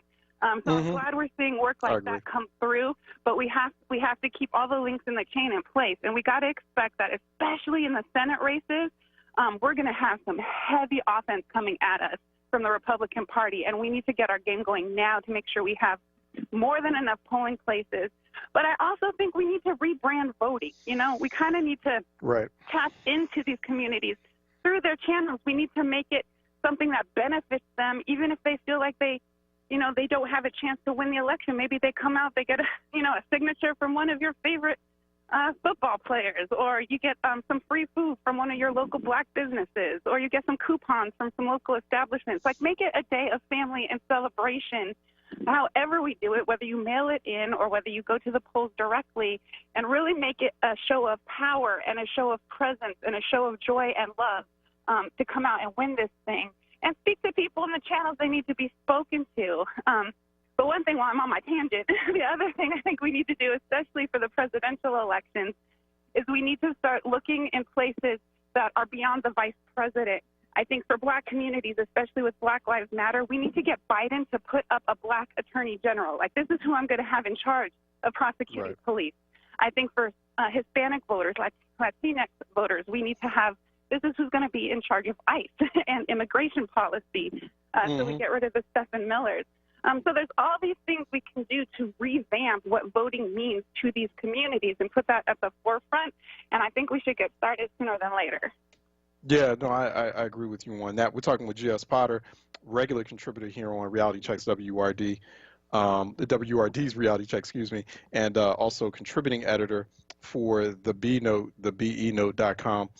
She's joining us here as she regularly does here on Reality Check. You can also call in if you want to join in on this discussion, 215-634-8065. Toll free, it is 866-361-0900 here on Reality Check. How do we get people motivated a little bit more?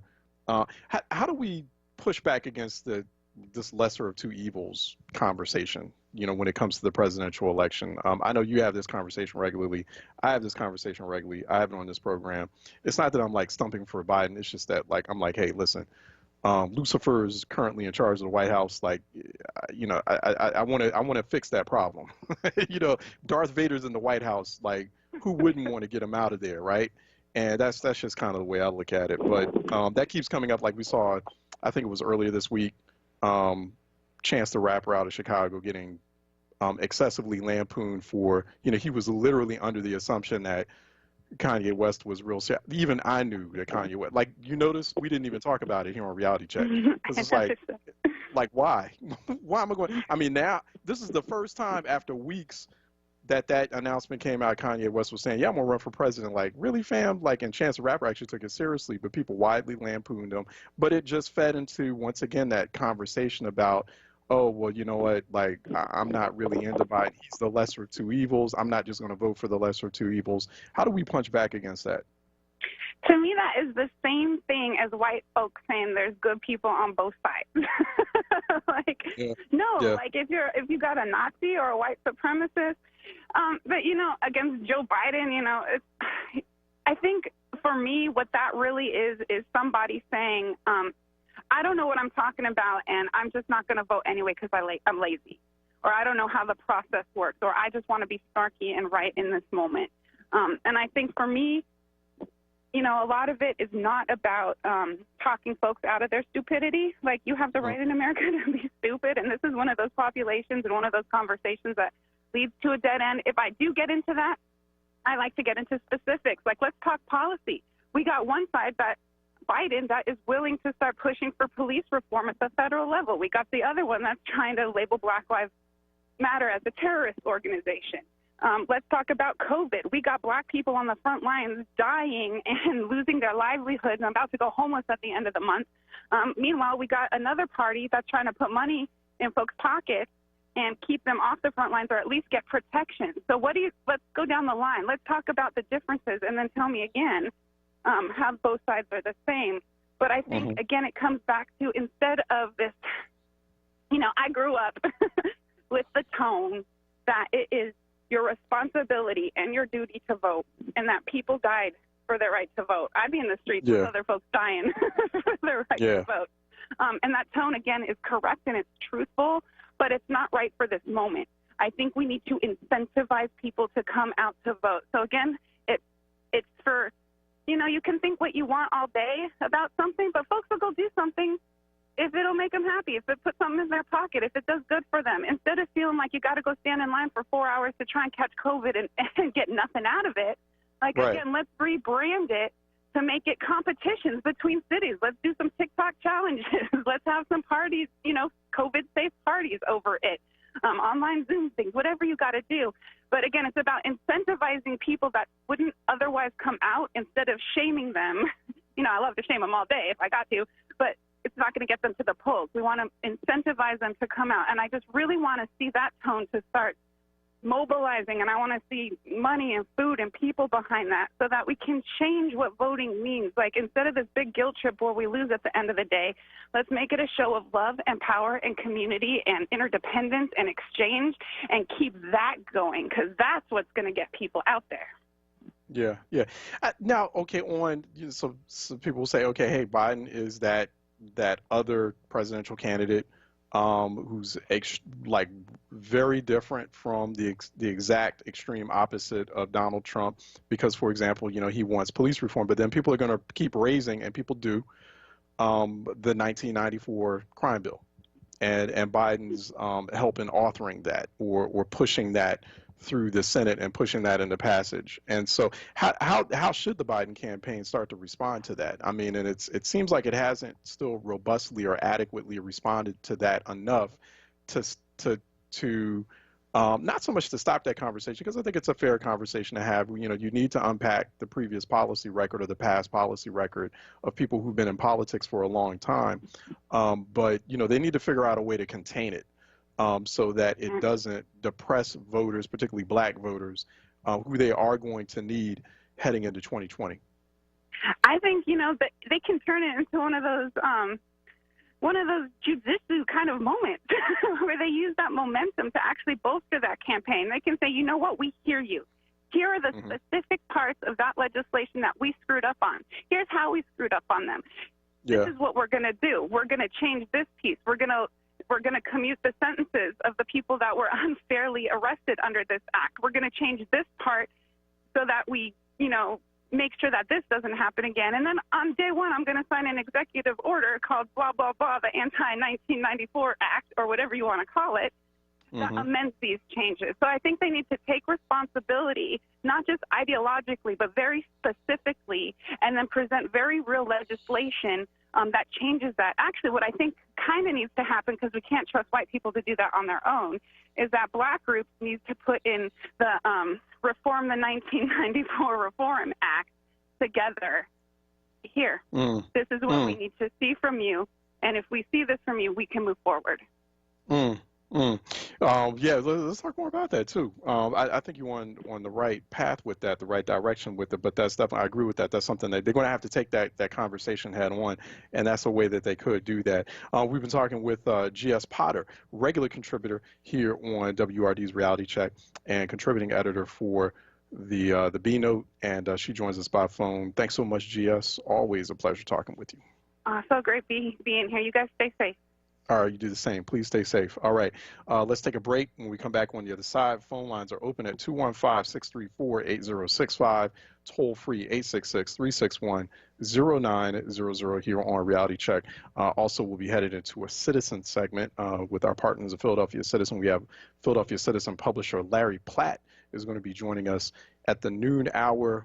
He will be talking about the recent controversy with Philadelphia Eagles player Deshaun Jackson. Also some recent controversy as well about, I think I was just saying this just recently, Nick Cannon fired by Viacom CBS for not retracting on alleged anti-Semitic remarks. So that's just something I saw kind of fly over the news wire. So there's a lot of conversation about Black and Jewish relations and Black folks and alleged or purported anti-Semitic remarks.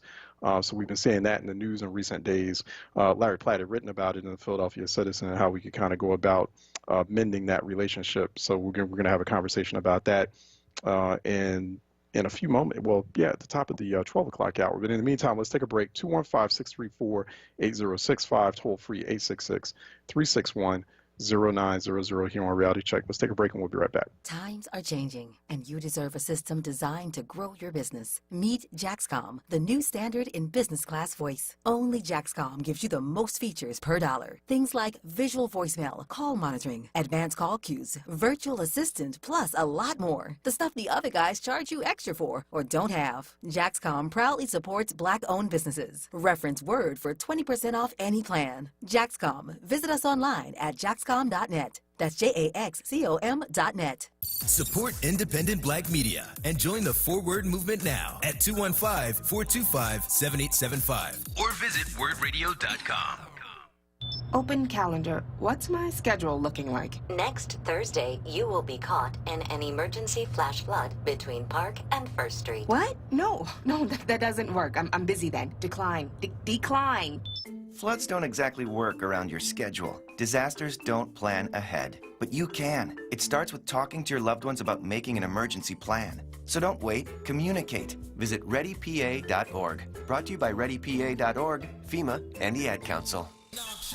Reality Check with Charles Ellison right now on Word Radio and wordradio.com.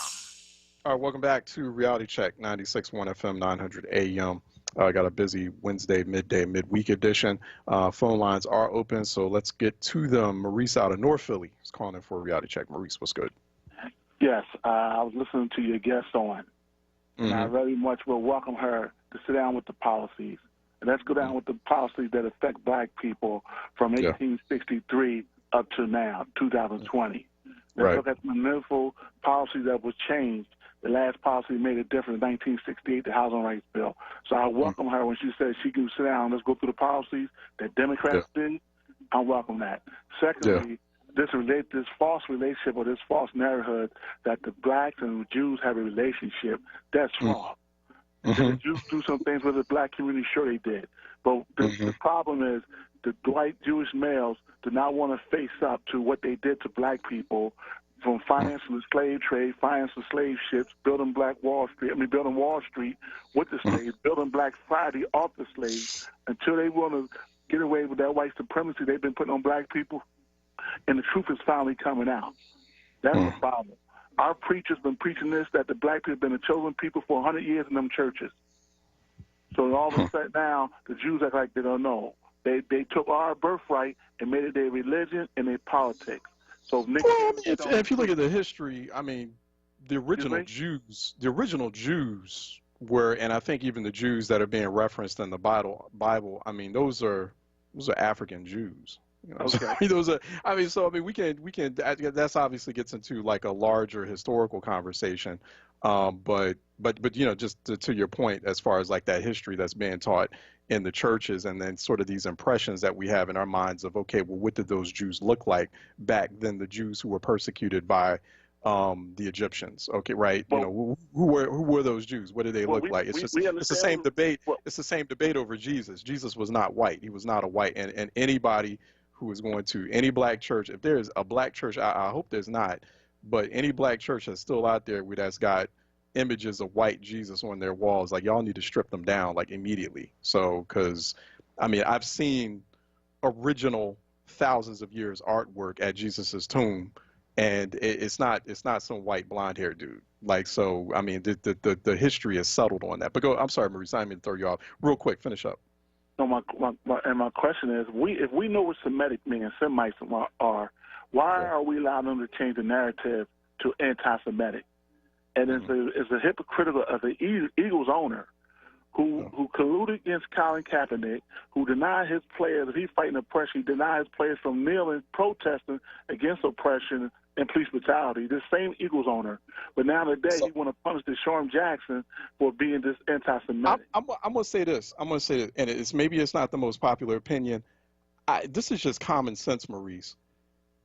Anything you're going to write, but it's just common public sense. Don't start off social media posts or anything you're writing publicly with Hitler said.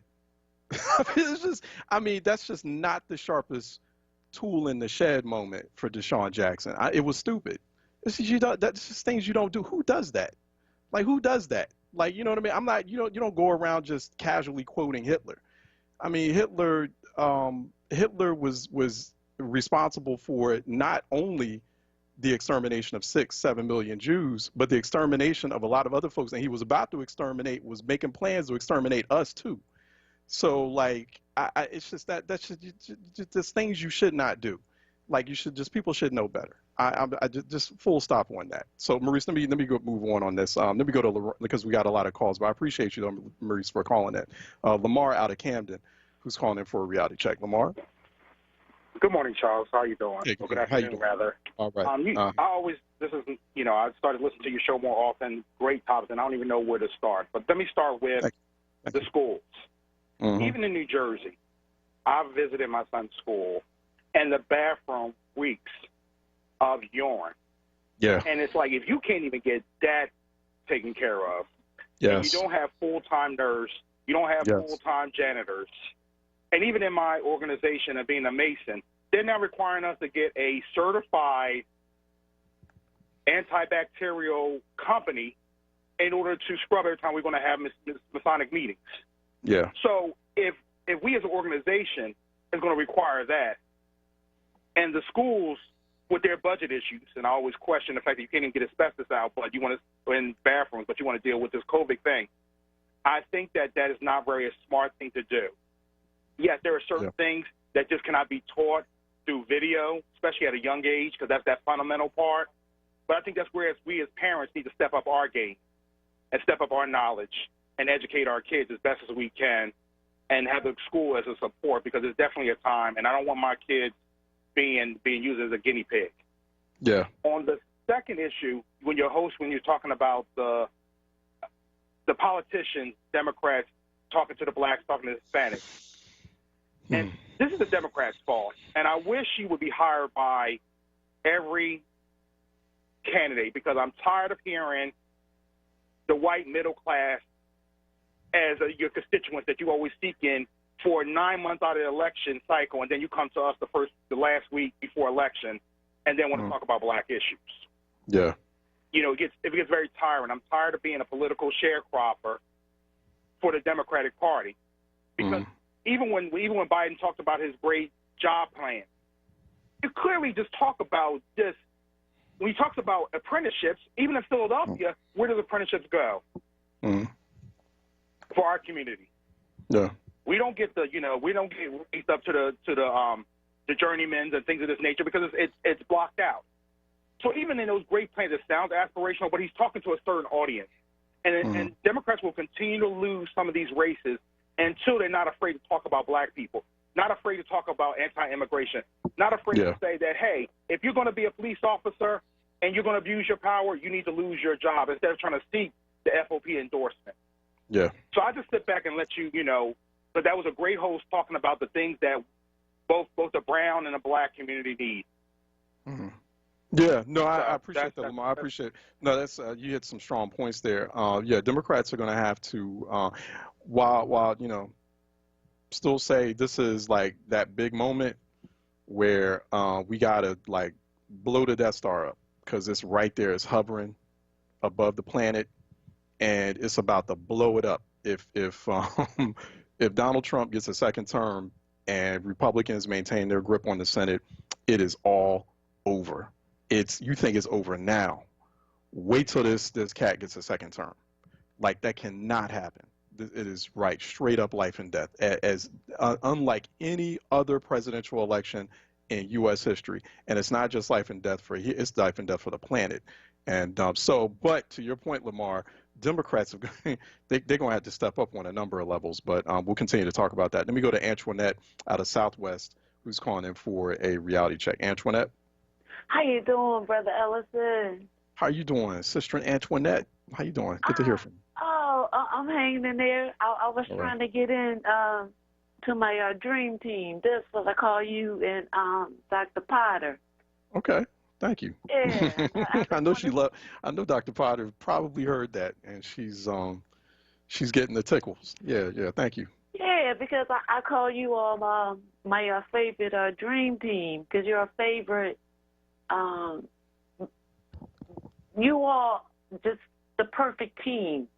Okay. And I just wanted to send my blessings, my love to you all, and to your family. I love when she's on, and I've been trying, get her here in Philadelphia. So I've been trying. I know she appreciates it. I think it's going to happen. I'll let you know. Yeah, it will happen. It will happen. I think it's going to happen. I keep you all in my prayers. Thank you. No, I think she appreciates that. You all, my dream team, my favorite dream team. I love you all, and you're the best. You two are the best combination. Wow, okay. Yes. All right, yes. I'll make note of that. Yeah, thank you. All right, we gotta figure out Got to figure out a way to make that dream team even better. Okay, thank you, Ms. Antoinette. That's right. Amen. God bless All right. you and your family. All right, you too. You stay safe out there, please. Please stay safe. Let me go to Maurice out of Southwest, who's calling in for a reality check. Maurice. Hey, Charles, you cheated me out of my girl. I thought I was going to be able to talk. That's Dr. Potter. I didn't know. Yeah, okay. All right, next time. You need to open up the phone lines a little more when you got on because she's requested a lot, as you see. Okay, yeah, right. yeah. We keep it open. You should have called as soon as we started it. And keep the calls down to 2 minutes. Well, listen, let me tell you something right now. Yeah. Are you and Dr. Potter still a ridiculous idea to get the president off the ballot? I don't think it's a ridiculous idea, but No, I know it's people are talking about it. No, what I'm saying is, could it possibly happen? Of course not. And you know that. I think people should, she said last time, Republicans are filing lawsuits. Look, they filed a lawsuit already in Pennsylvania to try to take away vote by mail. So they always throw stuff against the wall and see if it can stick. I mean, they don't worry about whether or not it's going to have standing in court, but sometimes it does. Sometimes it does. Sometimes those lawsuits work. Charles, So, I thought this was reality check, man. It is There ain't reality no check. reality in It's that. reality check. Sometimes it's like people need to think out. Reality check is when people need to think outside the box. Won't you call it dream check then? All right. Look, I'm telling people, you won't know if you don't try, and people ain't trying. Charles, So- I'm just messing with you. I'm just messing with you. But listen, Go ahead. but this is what I'm trying to say. What you need to have on your show, in my opinion, is to get these state reps on there because they control the voting. We need to get all those booths that was closed down reopened. That's what we should be working on, getting the voting booths open again. All this nonsense. If we can open up the city for 9 cents for a drink and to go eat, we can open it up to vote. Yeah. You know what I'm saying? So what do you think? What do you think about the schools, though? No, Should we that's a reopen definite schools? no. That's a definite no. But that's what people are going to say. People are going to be like, okay, you don't want to reopen the schools, but you want to reopen the polling stations. Hey, look, the vote is for our life, man. The vote is for our life. We got a Hitler in office right now, and this is the most important thing over the shootings, over everything. To get this man out. He's got to go. All this stumbling and bumbling, we keep playing games. This man, and if you don't vote, you're voting for Trump. That's what we need to tell him. You want to ask the question. You're not just voting for Trump. You voting for. You might as well just put your hood on. No, you put your mega hat on. And put your hood on and put your Nazi tattoo on because you were doing a straight up white supremacist move if you were deciding to tap out of this election. You don't have to go that far. Just put your mega hat on.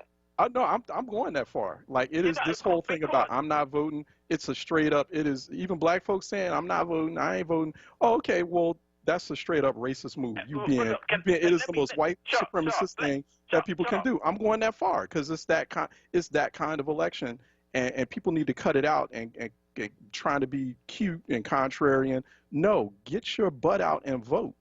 We need to extinguish this dumpster fire. But go ahead, real quick. Go ahead, Marie. Let me get to Nick Cannon real quick. Yeah, go ahead, Nick Cannon. The Nick Cannon thing is, this is what I say about the football player, okay? I don't even want to say his name because I'm disgusted with him right now. When you play with the big boys, expect the pain. And don't come on TV crying about you apologize when you open your mouth up in the first place. You got to know how it is. You see what happened to Lamont Hill. And then you're going to try to do the same thing. And right now, any excuse they got, they're going to cut you. Number 2, Nick Cannon, you was on an uprise. Now you done lost your show. What? What did I say? You don't know what to say out your mouth. You got you try to be a warrior when you, you talking don't have all the Nick chess Cannon, pieces on the board. You got to be prepared when you speak out. You got to know where the pain is coming from. And right now, the Jewish people, their organization have money and they have power, which I wish we would understand that. And they can make moves like that. They can just pick up a phone, get him out of here. And that's what they did. Yeah. Until we get that power, we want to talk all that tough stuff about what we should say and we got to tell everybody the truth and this and that. But you got to understand how to play this game. You don't let everybody see your cards laying out there, and don't try to prove nothing to nobody else. Now you done put all these people out of work that work for Nick Cannon, that finally got a job. Now they all, when he go down, they all go down. Now what are you going to say to them when they ain't getting a paycheck? You see what I'm saying? Could have been completely avoidable. Yeah, but he didn't have to do it that way, but he tries to, ain't nobody going to mess with me. The powers that be, you got to be very careful. All you have to do is go to Lamont Hill's coffee shop and see that he charged you $2 extra because he's missing a paycheck. Think about that. Okay, Bruce, let me go. I'm sorry. Let me go to Maurice. Thanks so much. Let me go to break, and then we'll come back. It's on the other side for our weekly citizen segment here on Reality Check. We have publisher Larry Platt of the Philadelphia Citizen, who's going to be joining us next. Go to the philadelphiacitizen.org for more information, and also to see your the recent Reality Check column is coming a little bit later. I may be up tomorrow, and we're going to flesh out this issue a little bit too, what Maurice was just talking about. But anyway, let's take a break. Let me take a break so I can get I need to drink a little cup of coffee and get this chuckle over with. Take a break, and then when we come back, Larry Platt of the Philadelphia Citizen joining us here on Reality Check up next. If you want to start your morning with mindfulness, motivation, and inspiration, tune in to Daybreak with me, Halana, here on WURD Radio, Monday through Friday from 6 to 7 a.m. I'm a health and wellness coach with over 15 years experience helping people to transform their lives. On the show, we talk health and wellness 360, from getting your mind right to getting your money right. So let's rise and shine together right here on WURDradio.com, 96.1 FM, 900 on your AM dial on Daybreak every morning. Want the latest in Word swag? Check out the shop tab on WordRadio.com. Hoodies, tees, and more in a variety of colors. The shop tab on WordRadio.com. Show the world that you're all about black. Talk Media.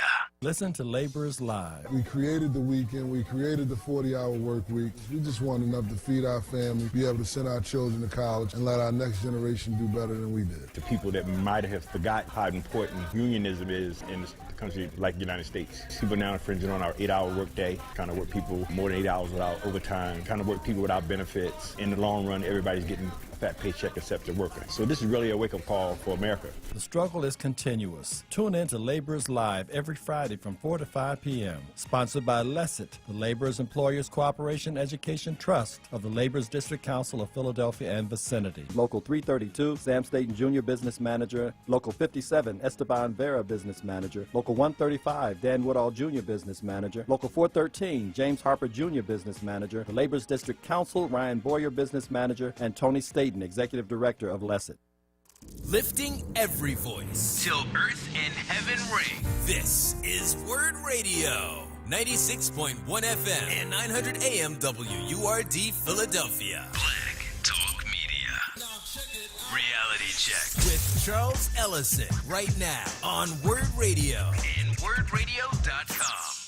Okay, I appreciate listener Kai, who was listening in, was sending me an email, just weighing in on this discussion. And so there's a really rich, textured, historical discussion that I think is also essential, when we talk about Black-Jewish relations or relationships between Blacks and Jews. But, she makes the point here when we get into, like, this thousands of years worth of history. So Kai is saying, the people of the Bible were Hebrews, Africans. The Jews are Europeans who adopted the Hebrew tradition.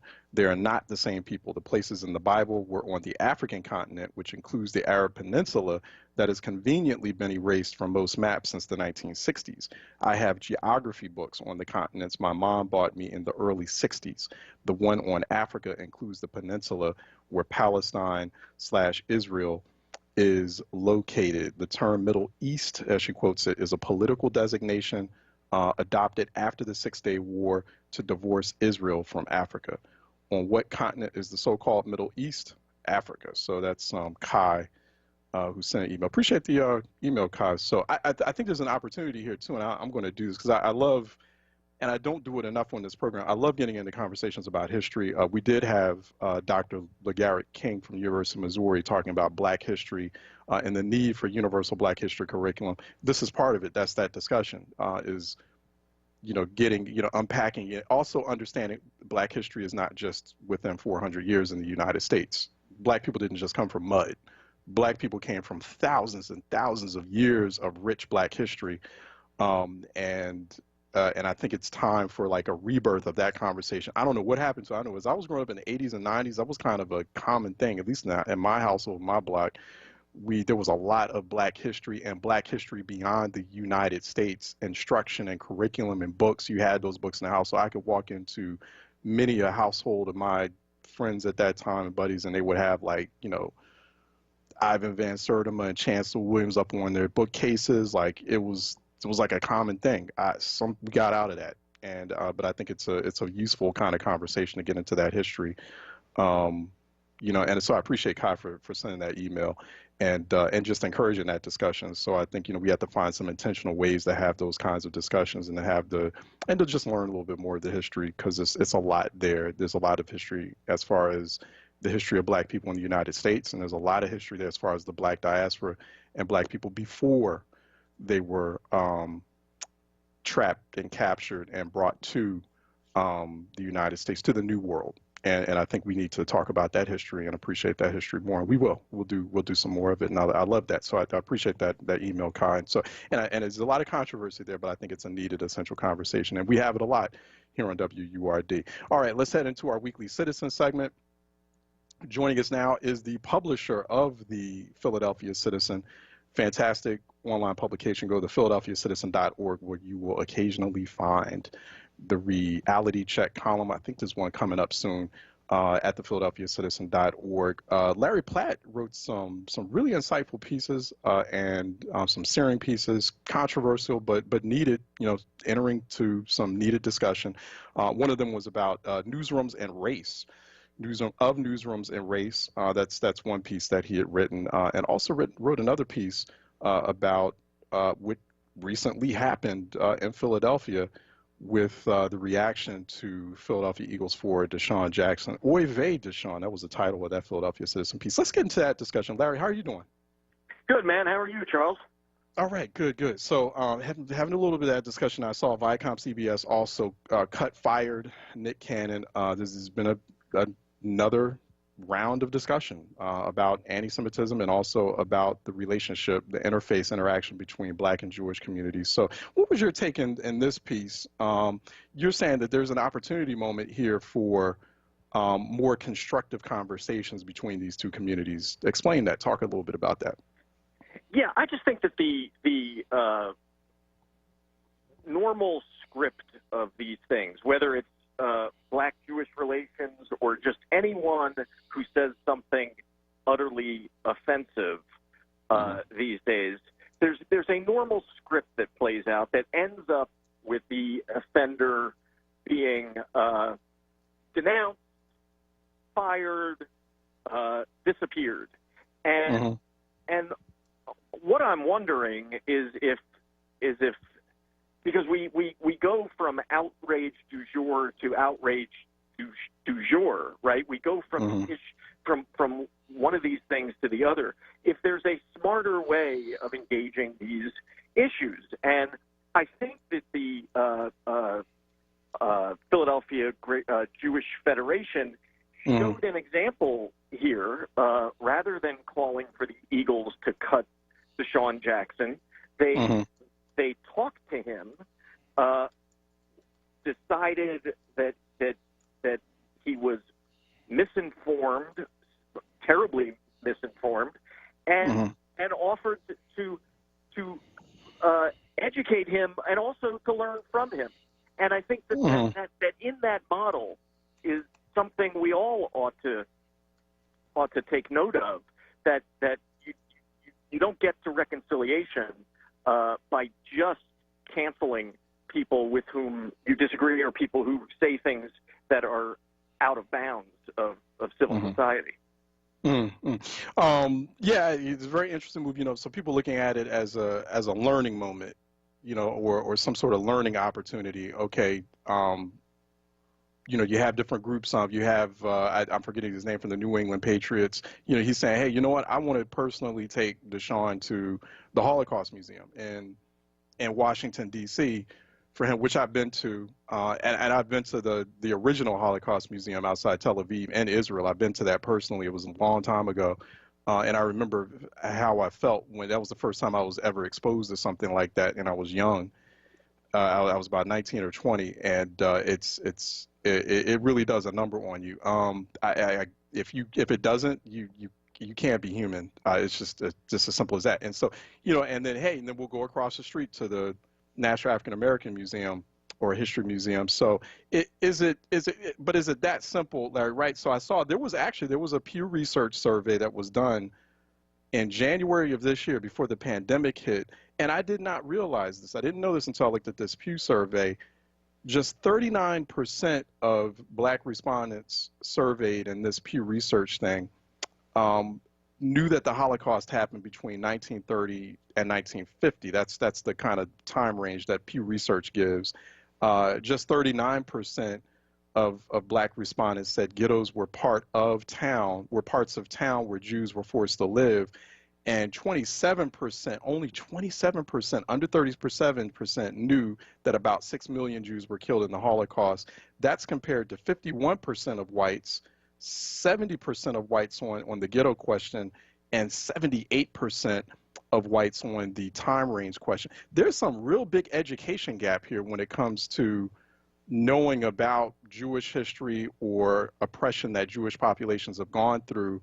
When we look at those numbers. And so it's the same thing with slavery. And so it's like, it's going to take more than these two groups taking each other to their museums or their respective homelands, right? Oh, sure. I mean, what the study that you cited is a ringing indictment of our educational system. And there are other studies about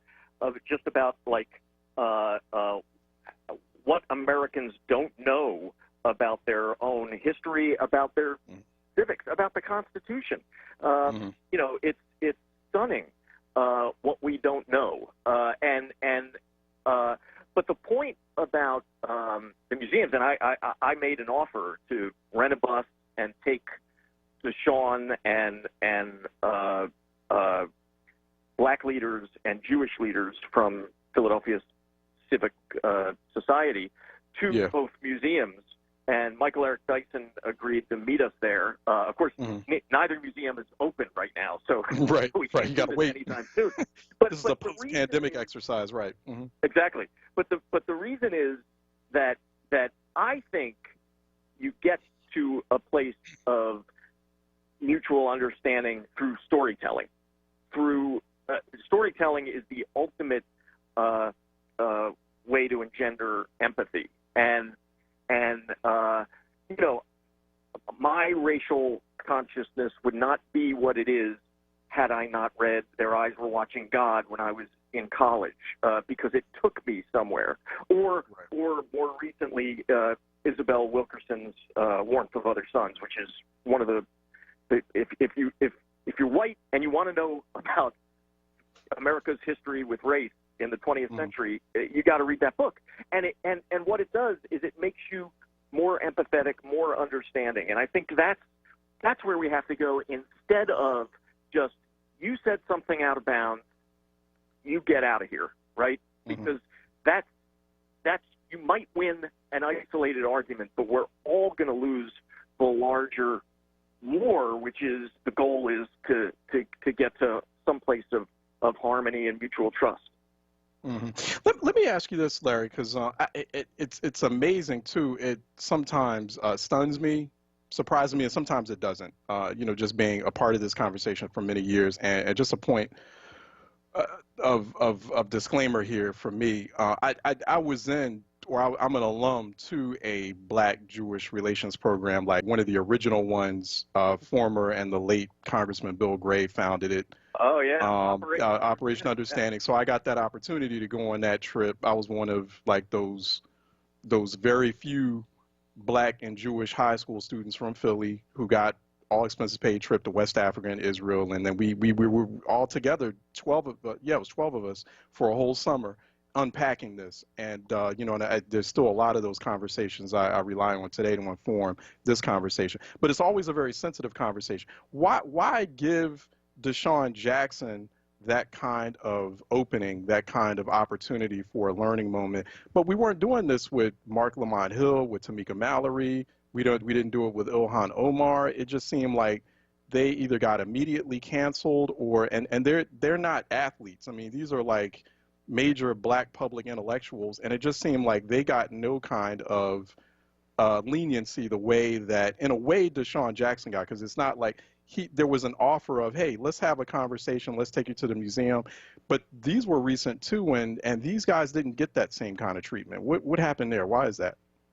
Well, two things. One is I actually don't care so much about Deshaun Jackson's awakening. I think one of the but I care more about using this as the start of a conversation that awakens the more people beyond Deshaun, right? And I think that's what in this case what happened was the chair of the Philadelphia Jewish Federation talked with Deshaun Jackson, concluded that he was sincere, that he wasn't, he wasn't a Holocaust denier, and it was heartfelt. And so, how would you not have a conversation with someone like that? It was two human beings wanting to learn from one another. I think that's a good model going forward. I'm not sure Mark Lamont Hill, who I really respect and is a friend, I'm not sure he was canceled. I mean, I think he was criticized, but he has a platform and a microphone, and and I was one of the ones who defended him. Yeah, I just like, with him and Ohana, well, him, Tamika Mallory, or okay, well, let's take Mark for example. It's not like I don't remember the chair of the Philadelphia Holocaust Memorial or Michael Rubin, the owner of the Sixers, because to my understanding, I mean, Mark is buying like he gets tickets like right there on the courtside tickets, and so I don't remember that moment happening with him, right, or with Tamika Mallory, who's another major prominent Black public intellectual. It seemed like there was this wave of Black public intellectuals. It was like last year where folks were making some condemnations of the Israeli government, not of Jews, but just of, hey, the Israeli government's doing some wrong things here in their treatment of Palestinians. And then I did feel like they were being canceled. And so they didn't get that kind of treatment. Deshaun is a football player, and it's not like he's a major Black public intellectual. He's just an idiot who like put out Hitler said, like, who does that? Like, dude, you should know better. Don't do that. So it wasn't his like best, tool in the shed moment. So I just think, but it's just, I just found it very fascinating. I didn't see that kind of leniency or empathy towards those prominent Black public intellectuals like I saw to the football player. Well, that may be, and it may be because it's easy to educate Deshaun Jackson. You're going to lose a debate with Mark Lamont Hill. But Lamont Hill doesn't need. Kind of making my point there, Larry. I mean, when we say like, but I don't know. That would be a great conversation. That would be an epic conversation to have. I mean, if we're going to have it, let's have it fully, completely, and intellectually. We can, Deshaun can be there. He can sit up front. I wouldn't put him on the panel, but that's just me. But why not? Why not have that? Have a full, comprehensive intellectual conversation. Look, I agree with you. I wrote at the time because there were calls for Mark Lamont Hill to be to lose his tenure, which didn't happen. Of course. Got it. Yeah. But at the time, I said like you should answer. I'm always in favor of answering speech that you think is bad with better. Yeah, you did. But the difference between Mark Lamont Hill and Deshaun Jackson is Mark Lamont Hill doesn't need education. In this case, what you had was, as you put it, a guy who wasn't that informed. I'm putting it more gently than you put it. And if you think that, so. Look, I like this model better. I think this model, I do too. Is the wave of the future where we try and get past the scorecard and actually relate, because through each other's stories is the potential for reconciliation. Yeah, I agree with you on that. I do love the model. I mean, I love how it worked out in this particular case with Deshaun. I do want to ask you, when we get into the conversation about, and I may be giving a little bit of, I'm going to touch on this too. I am kind of, I've been working on a column for the Citizen about this. Are we getting into the economic conversation? Because there is this perception of Jewish people of the Jewish community, not as Jews, not with their own kind of special, unique, challenged history, but Jews as white people and black people in certain communities and a lot of communities like Philly, they've had very complex, very unique, and very sometimes troubling interactions with Jewish people on a number of levels, particularly economic levels, which whether it's dealing with the financial services sector as their landlords, as people they owe debts to. It's just, it's very complex. And sometimes I feel like that, or gentrification, that aspect of that conversation is never really unpacked, the economic parity conversation. I want to get your thoughts on that. Well, certainly. I mean, and that's Cornel West was just saying the other night that part of the fissure. Remember, blacks and Jews shared the front line of the civil rights movement shoulder to shoulder. That was Stanley Levison, who was King's right hand man on that Selma Bridge, and so forth. But one of the reasons it fractured was over, clearly over Israel's treatment of Palestinians, but also over affirmative action. And as Cornel West said the other night, Jews were more, easily assimilated into economic whiteness, however you want to define that. And to your point, I think that's true. But the corollary to that, even in modern day times, is that there's been no group that has been more supportive of black empowerment than the Reform Jews, which is the largest contingent of American Judaism. Reform Jews are in favor of reparations. That's the only such ally in that argument. So I think that look, there is a fractured relationship here, and I got a number of calls from Jewish leaders saying, and this might go to your question about why now with Deshaun Jackson, saying maybe this is the way we can repair this breach.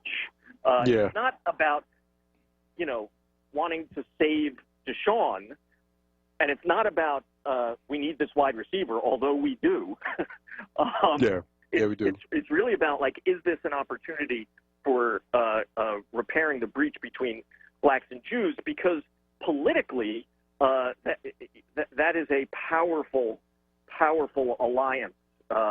That when it splinters, it allows for things like the rise of Donald Trump.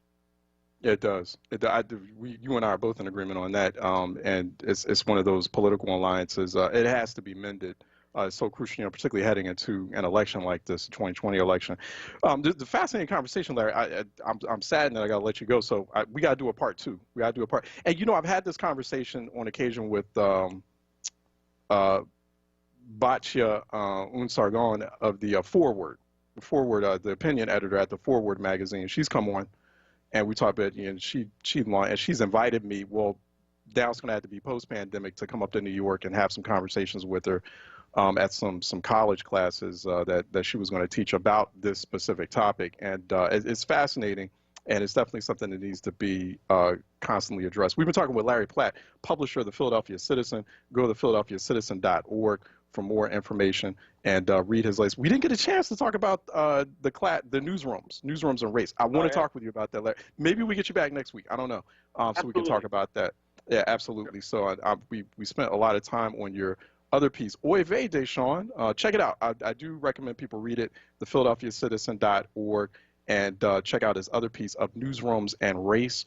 That's also another important piece at thephiladelphiacitizen.org. And Larry Platt's been joining us here, as he occasionally does, on our Citizen segment. Larry, thanks so much again. Really appreciate it.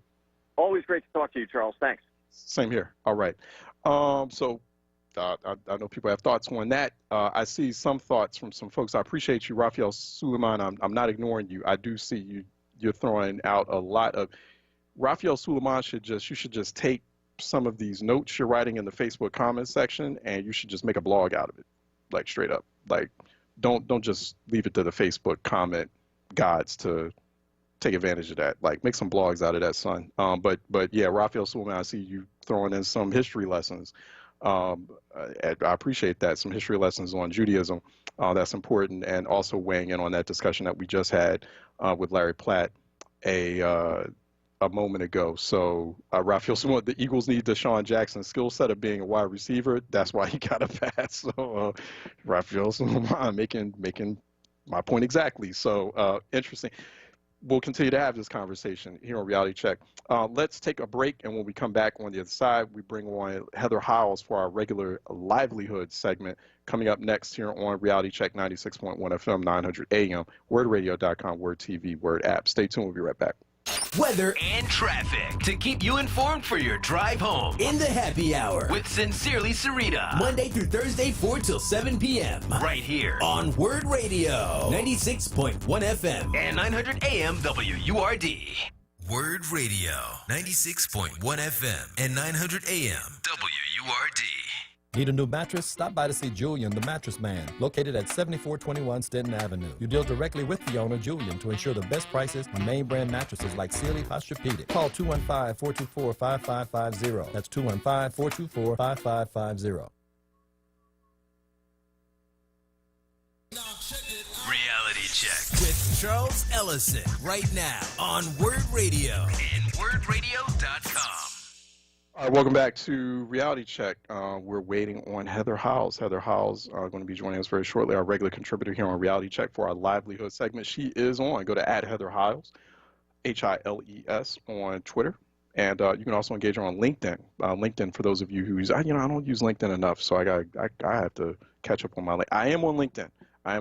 So you can find me there. It's like more of kind of a professional social media network, but I know a lot of people navigate on there. A lot of people have LinkedIn accounts, and if they're looking for me and they don't want to do Twitter, you can catch me on LinkedIn. So I lie. I'm not just on Twitter as far as social media. I am on LinkedIn, and I do use that occasionally. I do check that. I do need to do that more. Heather Hiles is also on LinkedIn, quite a major LinkedIn influencer, but also fortunately and happily, she is now a regular contributor here on Reality Check WRD for our livelihood segment, and she joins us now by phone. Heather, how are you doing? I'm hanging in there. I'm doing all right. How are you? All right, good. Busy. Yeah, right. Real busy. Yeah. Just, you know how you are. You could be busy sometimes, but not feel busy, right? And now, like, I'm busy, and I really feel busy. Right? I know. I put my head down at night, and I'm like, oh, thank goodness. Right. I feel busy. I'm like, man, I'm busy. I'm exhausted here. So, yeah, but not like exhausted, not in a bad way, but I'm just like, man, I'm busy. Like, wow. Yeah. All right, let's get this going. Want to get your thoughts on. I was watching this in the or reading this in the Washington Post. They have a new publication called The Lily, where they unpack gender issues or issues about women, and they were talking about women of color.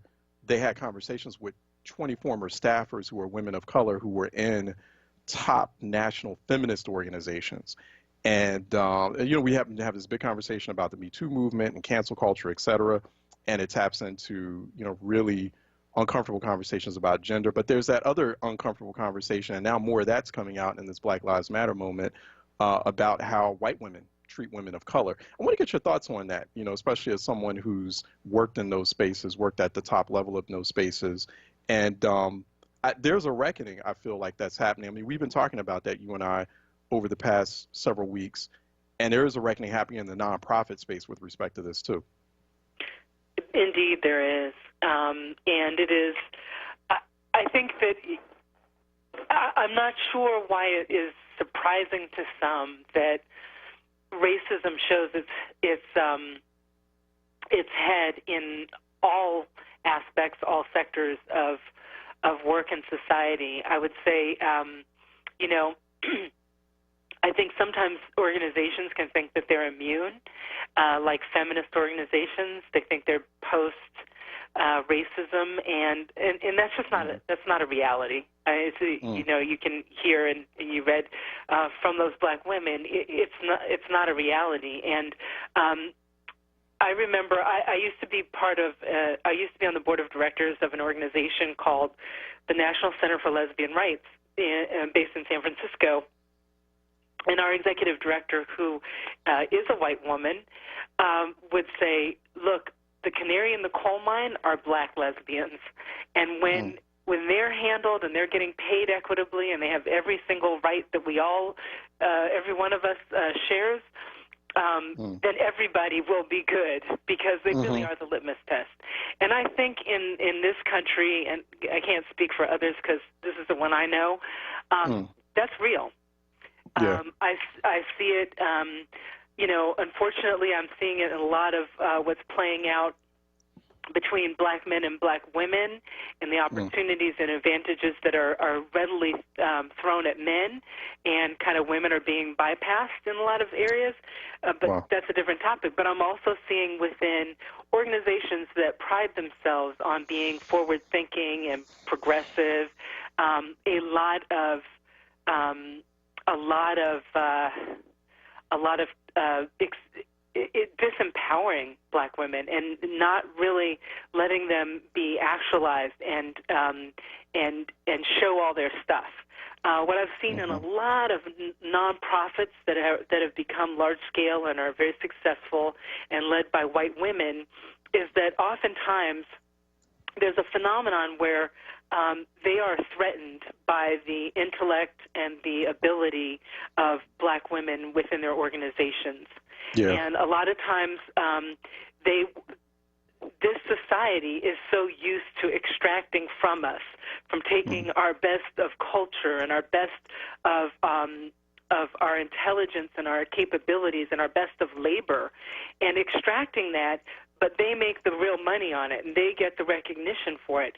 And it is hard for, I'm sorry to say it, but it's hard for a lot of these white women who have been so successful, and they've been on the front line, fighting for women's rights, no doubt.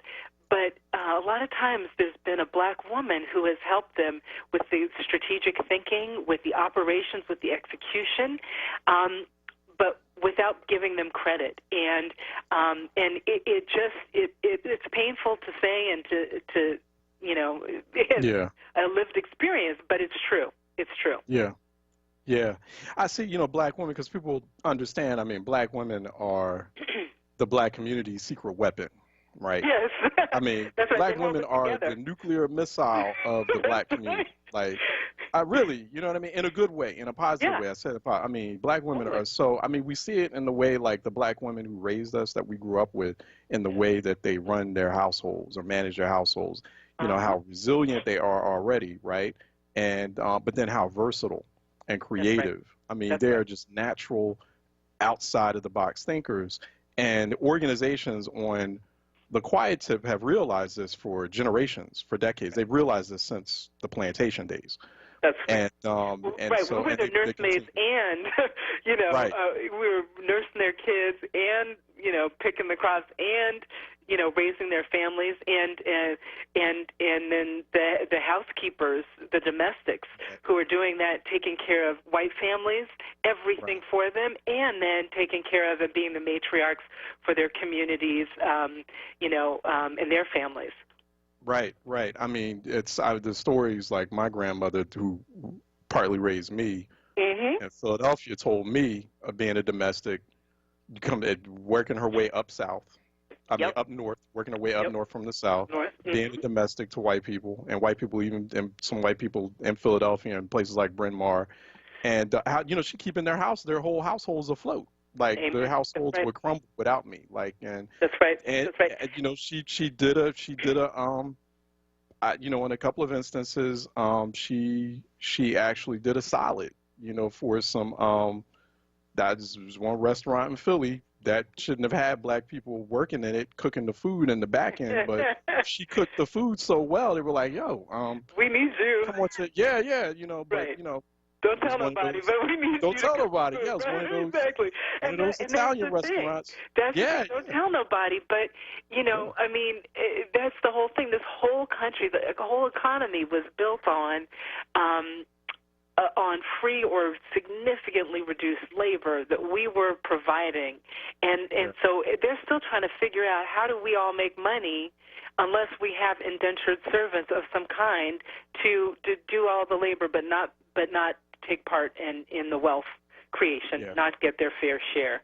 And that's a society. And then on the gender lens, I've studied and been part of all kinds of workforce development and economic development projects, and to a T, whether it's been in this country or in Africa or other parts of the world, when you build up the earning abilities and the resources of a woman, she shares it with not only her family but her whole community.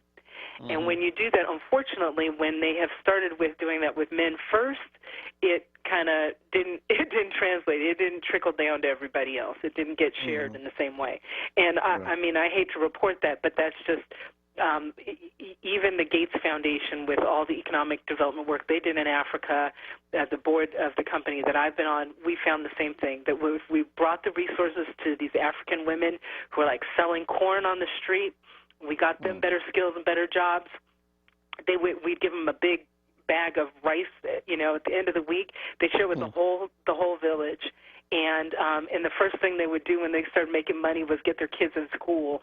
And it just, that's just how the women do it. And so we need to not be afraid of shining the light where it should be shown on all these amazing women who are doing their thing, and they've built us all up. And why can't we just give them credit? It doesn't mean other people can't get credit too, but why can't we share the wealth? Do we see a number of because now there's like a lot of this tension. Well, tension's always been there, but I see it like highlighted quite a bit. You see it highlighted, and I see it like unfolding on social media before my very eyes in real time, like this tension between black men and women, because there is like this black women recognize moment. You're right. Hey, like we've been making this happen for generations, for centuries, and we want this moment, and politically, economically, culturally, socially, and but there's all these tensions, right, that are happening between black men and women, and it's hard to, it's very difficult to lunge into that conversation, or to figure out a model or a template for how to have it responsibly, because it shouldn't be that way. We should all be on the same page, but we're absolutely not in a lot of ways. And so I hear this from I see this from some brothers and from prominent brothers, high-profile brothers, and they sometimes they're on social media, and you're looking a little insecure, fam, but they really are like, they have an issue. We don't need to be. We don't need to be. We don't need to be, but there's some brothers who have issue with this. Yeah, really. Yeah, it's what I've seen is just.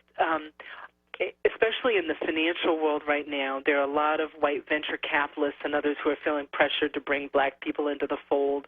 And immediately these white men, because it's a white male-dominated industry, venture capital and high finance, their most comfortable go-to is a black man, and there's kind of a bro connection. They start to feel real special because they have a black male friend, and that's their next move. But to work and fully acknowledge and recognize all of the talents of black women who are just as capable, if not more capable in some instances, the data would say, around being business owners and business leaders and that kind of thing. It just doesn't bear out. And so if we're going to talk about real equity, we have to make sure that there's real equity between genders and between representation, real representation for I don't think we're trying to say, blacks should run every business, but I think we're saying we should represent based on how much of the population we are. And I don't think that that's unfair to say, we should see 50-50 parity in terms of, financial leaders and business leaders who are black women compared to black men. I don't see why that hurts anybody. And and if you've got wives and sisters and daughters, don't you want that for them? I mean, exactly. Yeah. About that part. Right. That's what and I do, as speaking as I don't have any sons, but I have daughters, and that's what I want to see. So I'm like, hey, let's have at it, because that's more success for them.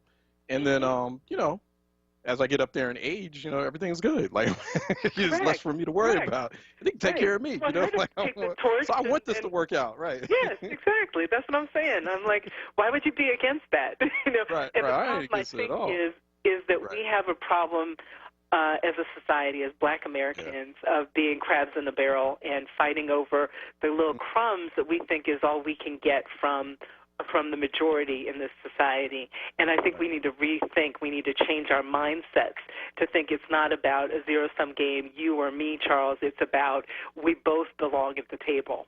And, That's right. We've got to retrain ourselves, relearn something.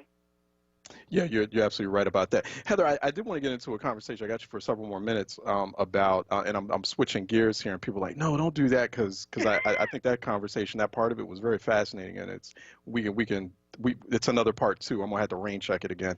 Okay. I wanted to talk about universal student broadband. I think we started to touch on it a little bit. You've got some. Last time we talked, and you've got some expertise, some experience in this area in terms of online learning. Philadelphia schools announced today it's reopening, but it's going to do a hybrid approach. A lot of school districts are saying, hey, we're going to do hybrid. There's going to be a lot of emphasis on online learning or reliance on that, but it's not like, like cable or broadband companies are helping with that. You still got to pay for expensive broadband. How do we get in that direction? I really feel that there should be free universal student broadband. Students K through 12. Let's do this. It's just for students. We're not asking for people to get free cable bills or free broadband bills, folks. Comcast. That's not what we're asking. We're not asking for internet essentials. We're asking for just for the kids, to help them get through this moment. And I don't know. I guess there's this fear they're feeling like the parents are going to take advantage of the free internet, but we're going to need it, because it's you need an education system to prop up the economy. I mean, if these kids aren't getting, you know what I mean? So go ahead. I wanted to get your thoughts on that. Yeah, so a couple things. I mean, I think people were trying to bring this issue to light with the FCC several years ago around net neutrality and the fact that the more you pay, the better performance you get in terms of internet access. And, that's all well and good that people can pay for super professional experiences and the home-based businesses or what have you. But there should be, I think of this as a fundamental, as clear as having paved roads so that you don't destroy your car with potholes, or as getting the snow cleared out on the street so that people can drive and do what they need to do. Yeah. Access to the internet, especially because of COVID. LA Unified and San Diego Unified in California both announced that they will be all online starting in the fall, and they start school back in August. So by definition, then, to participate, you have to have a decent device, you have to have a decent laptop or some desktop, and you have to have fidelity with broadband, with internet access. You just do. And it's when I started up Calbright College in California, it's why I made sure that every single learner that we were serving had a Chromebook to use. We loaned them out with a MiFi attached, meaning it's a little thing you attach just to one device, so it can't be used by everybody all over the place, but it attaches to the device, but gives them 24/7 access to the internet, and that was free as long as they were in our courses, plus all the software and content that you deliver up on, you serve up on the devices. That's essential, and it's basic, and to me it's as basic as any other part of society, the fundamental right to a decent public education. And so what we need to do is find and redirect resources that have gone into physical classrooms, and we need to redirect some of those resources into adequate devices and full-time internet access for each child who's in public education, period.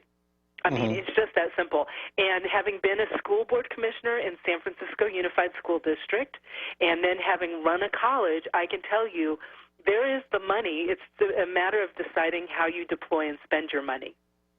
And so I want parents of public schools and public charter schools to demand that their children get the access and the information that they deserve. It's just basic. No, I agree with you on that. So we're going to continue to have that discussion, too. We've been talking with Heather Hiles.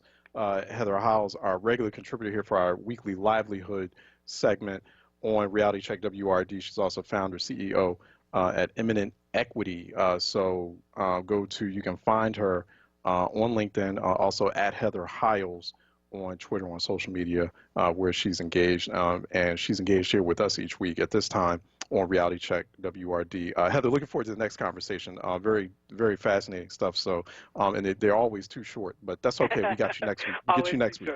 Great to talk with you. Thank you very much, and you take care of yourself. Get rest. Yes, ma'am. All right, sis. You be safe.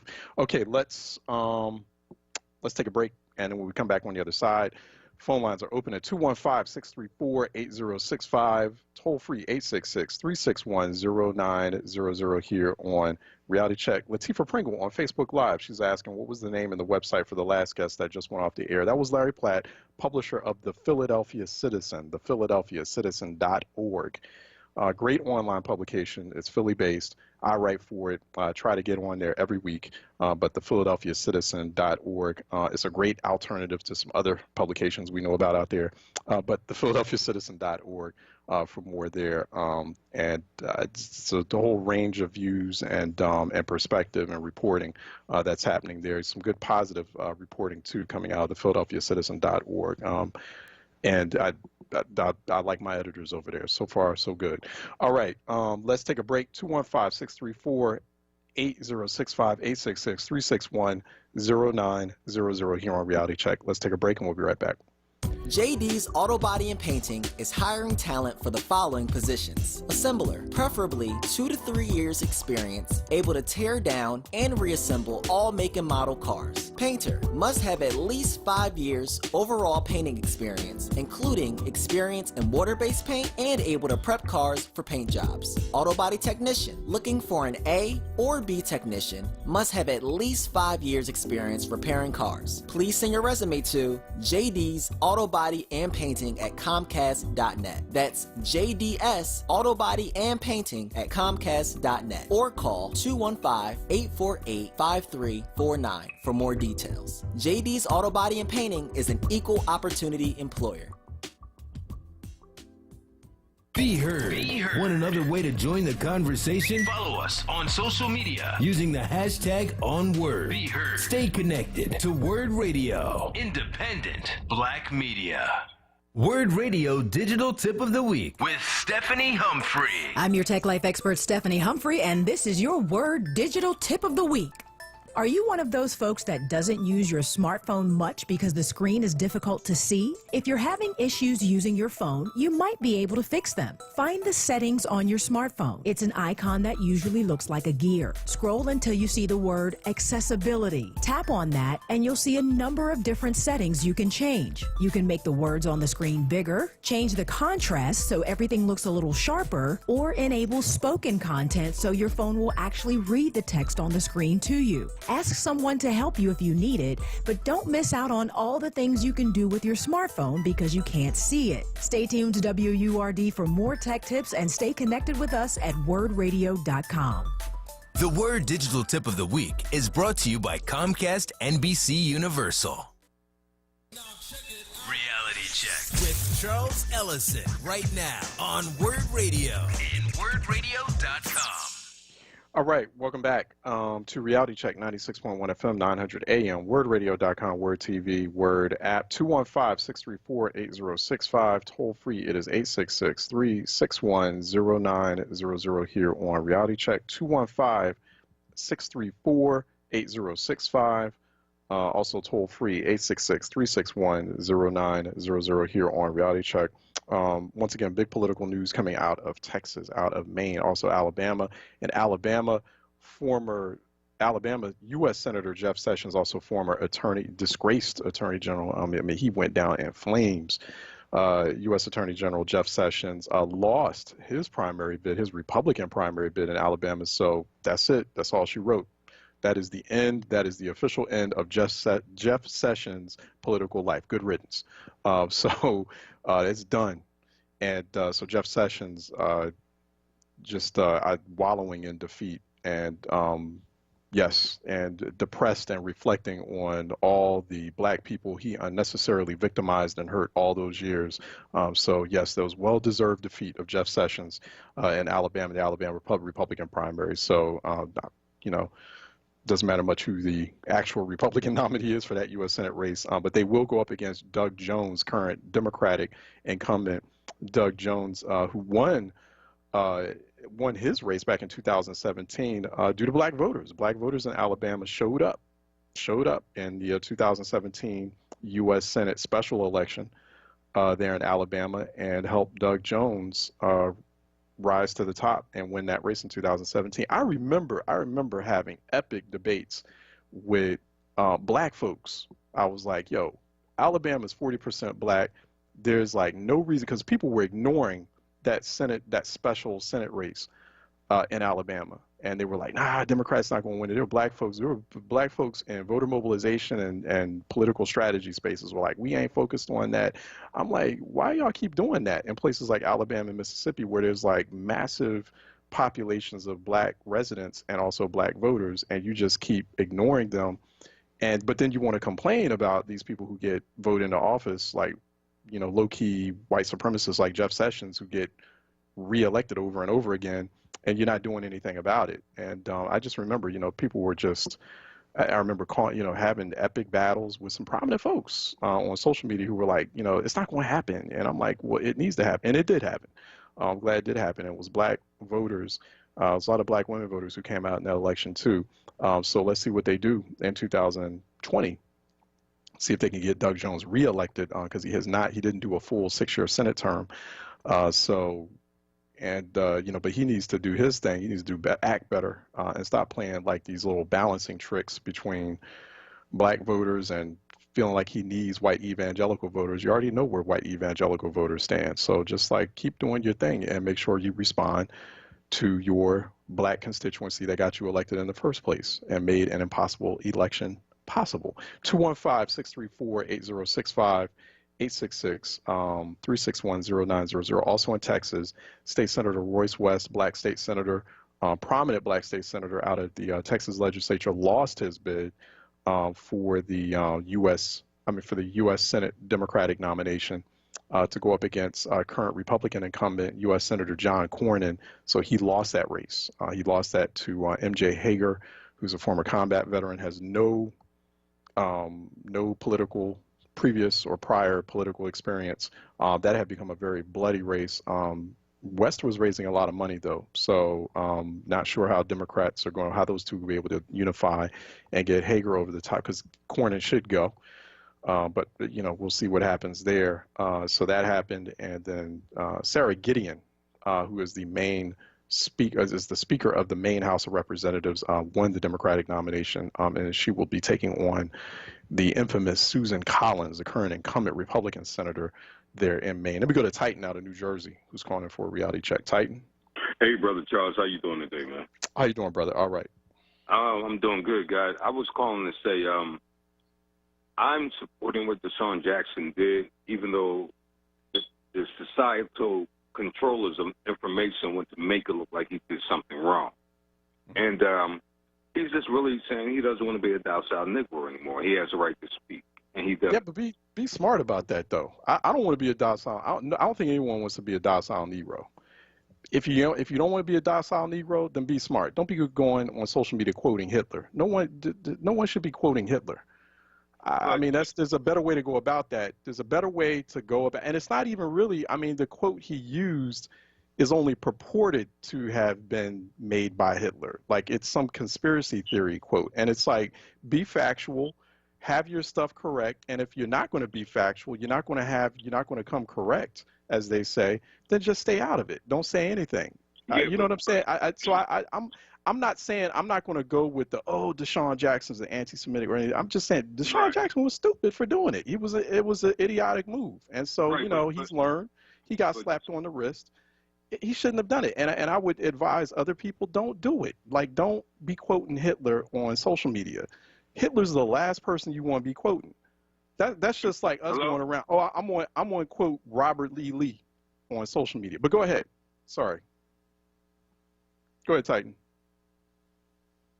Titan hung up. So, okay.